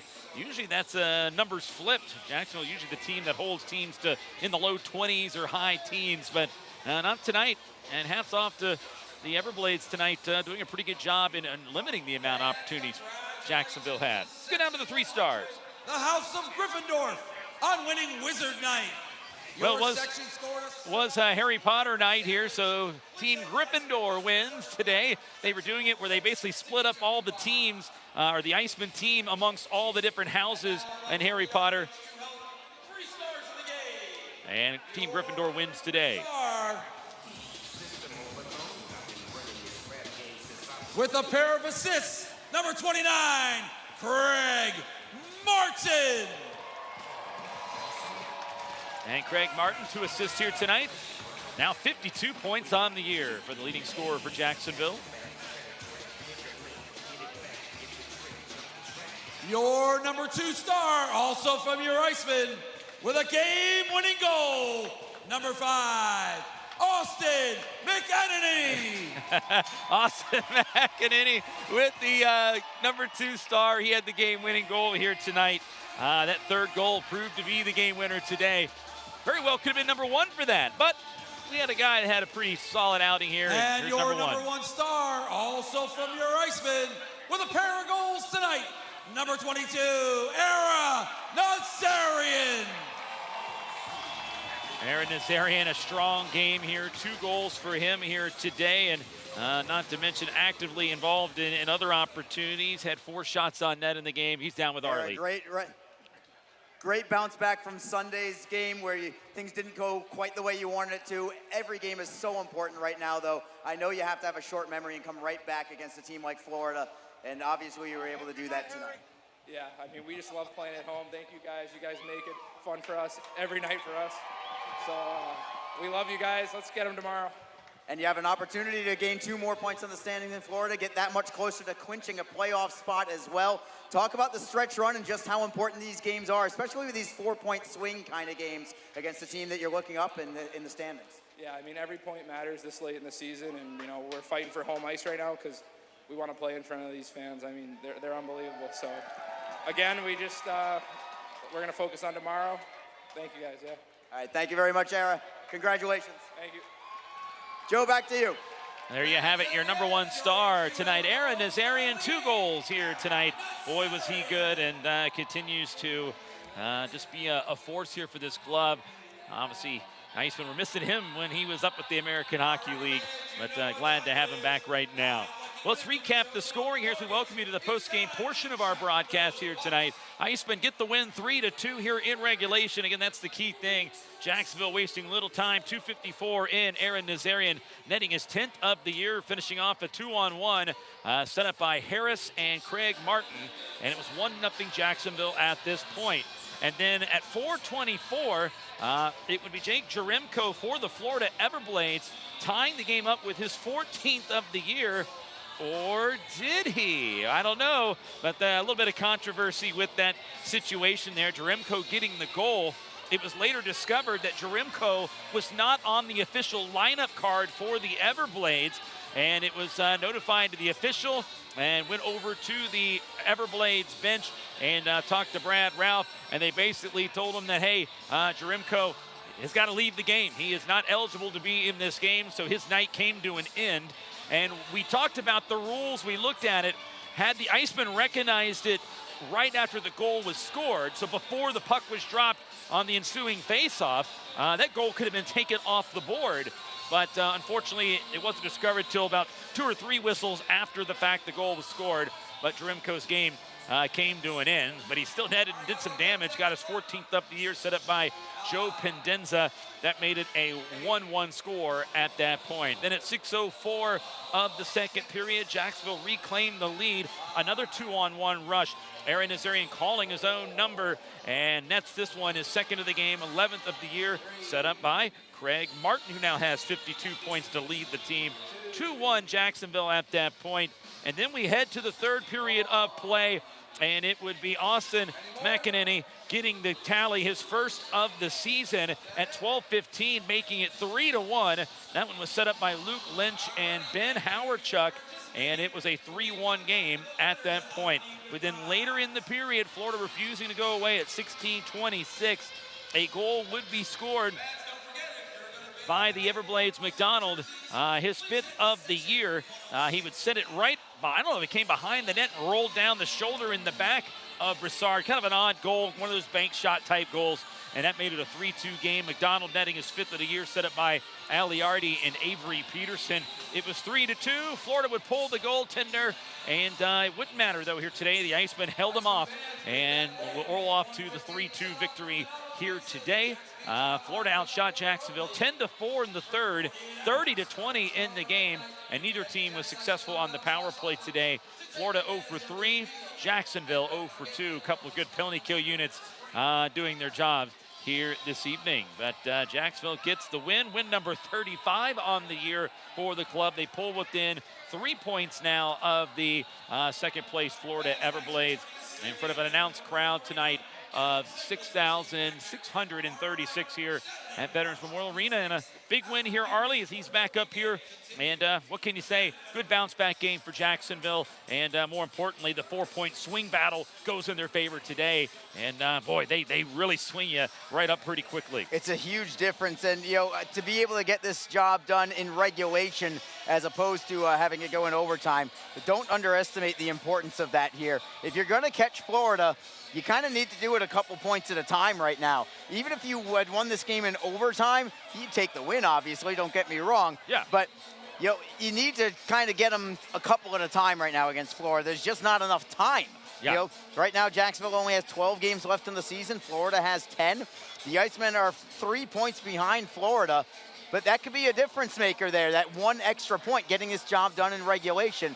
And credit the defense from the Icemen in the final probably 2.5 minutes. I would even say maybe the last 3 minutes after Florida scored that goal. Remember, from about the 3-minute remaining to about the 1-minute mark remaining, the play was almost entirely in the Florida zone. And that's right when the Everblades are trying to pressure the situation, trying to get their netminder out to the bench. They couldn't even do that. The Icemen forecheck was fantastic in the early going. And so the Everblades couldn't even get the 6th skater on until the final minute. From there, the defense was outstanding. I don't think Francois Broussard had another save to make the entire rest of the way. After that goal from McDonald, I don't think he was pressured at all. Not even a routine save the rest of the way. So credit the defense at the end. Yeah. They were stifling, and Francois Broussard didn't have to be great at the end. The Icemen knew that this was very important to win this one in regulation. They get the job done. Combined with the Greenville Swamp Rabbit loss at Orlando tonight, by the way, magic number now goes to 11 points. That's 2 points that the Icemen did get and 2 more points that the Greenville Swamp Rabbits did not get. Yeah, so magic number is now 11 for Jacksonville. And oh, by the way, just for those who want to know, just in case, the Atlanta Gladiators are now trailing at Rapid City 2-0 after 1 period of play. That's great. Now we know that that game is far from over. We have some experience with that. Yeah, but maybe if it gets 6-0, we'll believe it. Sure, but we'll take the lead. And if the Rapid City Rush can hold on to that, then you're talking about Jacksonville being 5 points behind Atlanta in the standings. Again, with 2 games in hand, the Icemen, after tomorrow, have a very favorable schedule the rest of the way for their final, what at that point would be 11 games of the season. Granted, a lot of them are on the road, but you were talking about, I believe, after tomorrow, all of Jacksonville's remaining games are against the bottom 4 teams in the East. Oh, sorry, 9 of the final 11. 9 of the final 11 are against the bottom 4 teams in the South Division, the only exception being a pair of games at Atlanta where they could potentially control their destiny and maybe gain a couple of points on Atlanta at that time. Well, you were talking with Aaron Nazarian. He says he really wants to get that home ice advantage, and whether that means you get the #1 seed in the division, you'll have it there, or if you get the #2 seed. And if that's the case, Icemen, let's say they finish number 2, they very well, it's the way it's looking, it's trending, they could be playing the Everblades, and who might finish 3 in that case, Arlie. And that's why these games are even more important because, these two teams could very well see each other again. And there you have it. The home ice advantage could play big. So, again, they know that it's big here the rest of the way out. They've got to take advantage. Points is going to be the name of the game, and they did a good job in doing so here tonight with the big victory. On a night when, it's Harry Potter and there was wizardry. We had ineligible players scoring goals. It's amazing. That wizardry, it was in effect here today. Kind of a wild game, but no doubt the Icemen got the job done here despite all that. The final result is the final result, and it went the way of Jacksonville tonight. And very importantly, they did it in 60 minutes of play. So with the win, Jacksonville now 35 wins, 20 losses, 3 overtime losses, 2 shootout losses. That 35 wins, by the way, if the Icemen win tomorrow, that would equal a franchise best. 36 wins is the most wins that the Icemen have ever had in a year. So the Icemen are 1 off of that mark. I'm going to guess, go out on a limb here, that they will break that record in the very near future. I believe their point total as a franchise best is 78 points. They are 3 points behind that number right now. So you can look for those records to be falling as the remainder of the regular season moves along. Florida with the loss, just their 6th road loss of the season in regulation, which is remarkable to me. Yeah, that's the Everblades now at 34 wins, 18 losses, 6 overtime losses, 4 shootout losses. They hold steady at 78 points, so this could potentially be a perfect night for Jacksonville with 2 points for them, along with losses from Atlanta, Florida, and Greenville to get them that much closer to a playoff spot as well. As for that, we'll do it again tomorrow night. This game doesn't mean much anything if the Icemen can't back it up tomorrow. Then it's just a split of a weekend. So if you're going to catch ground on the Everblades, you need to make progress tomorrow as well. We'll see what happens on the backside of this 2-game weekend series between the Icemen and Everblades tomorrow evening, 7 o'clock, right back here on flowhockey.tv and, of course, on Mixlr. Thank you so much to Gemstone Media for producing this game. Also, thanks to our Off Ice crew who had to work extra hard today to help us out with the ECHL rulebook today. More on that if you want to know. I'm sure you could head to your local message board and figure out what happened in the first period of this game.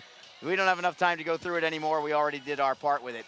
But thank you again to Kate Truslow and the Off Ice crew for their part in helping out with explaining that very bizarre first period situation here in this one tonight. Bizarre. And Alex, for you, this is Arlie Johnson saying good night for now. It went the way of the good guys tonight. Jacksonville wins it in regulation. Final score, the Icemen 3, the Florida Everblades 2. For everyone else involved, this is Arlie Johnson saying good night. This was definitely a great night for hockey.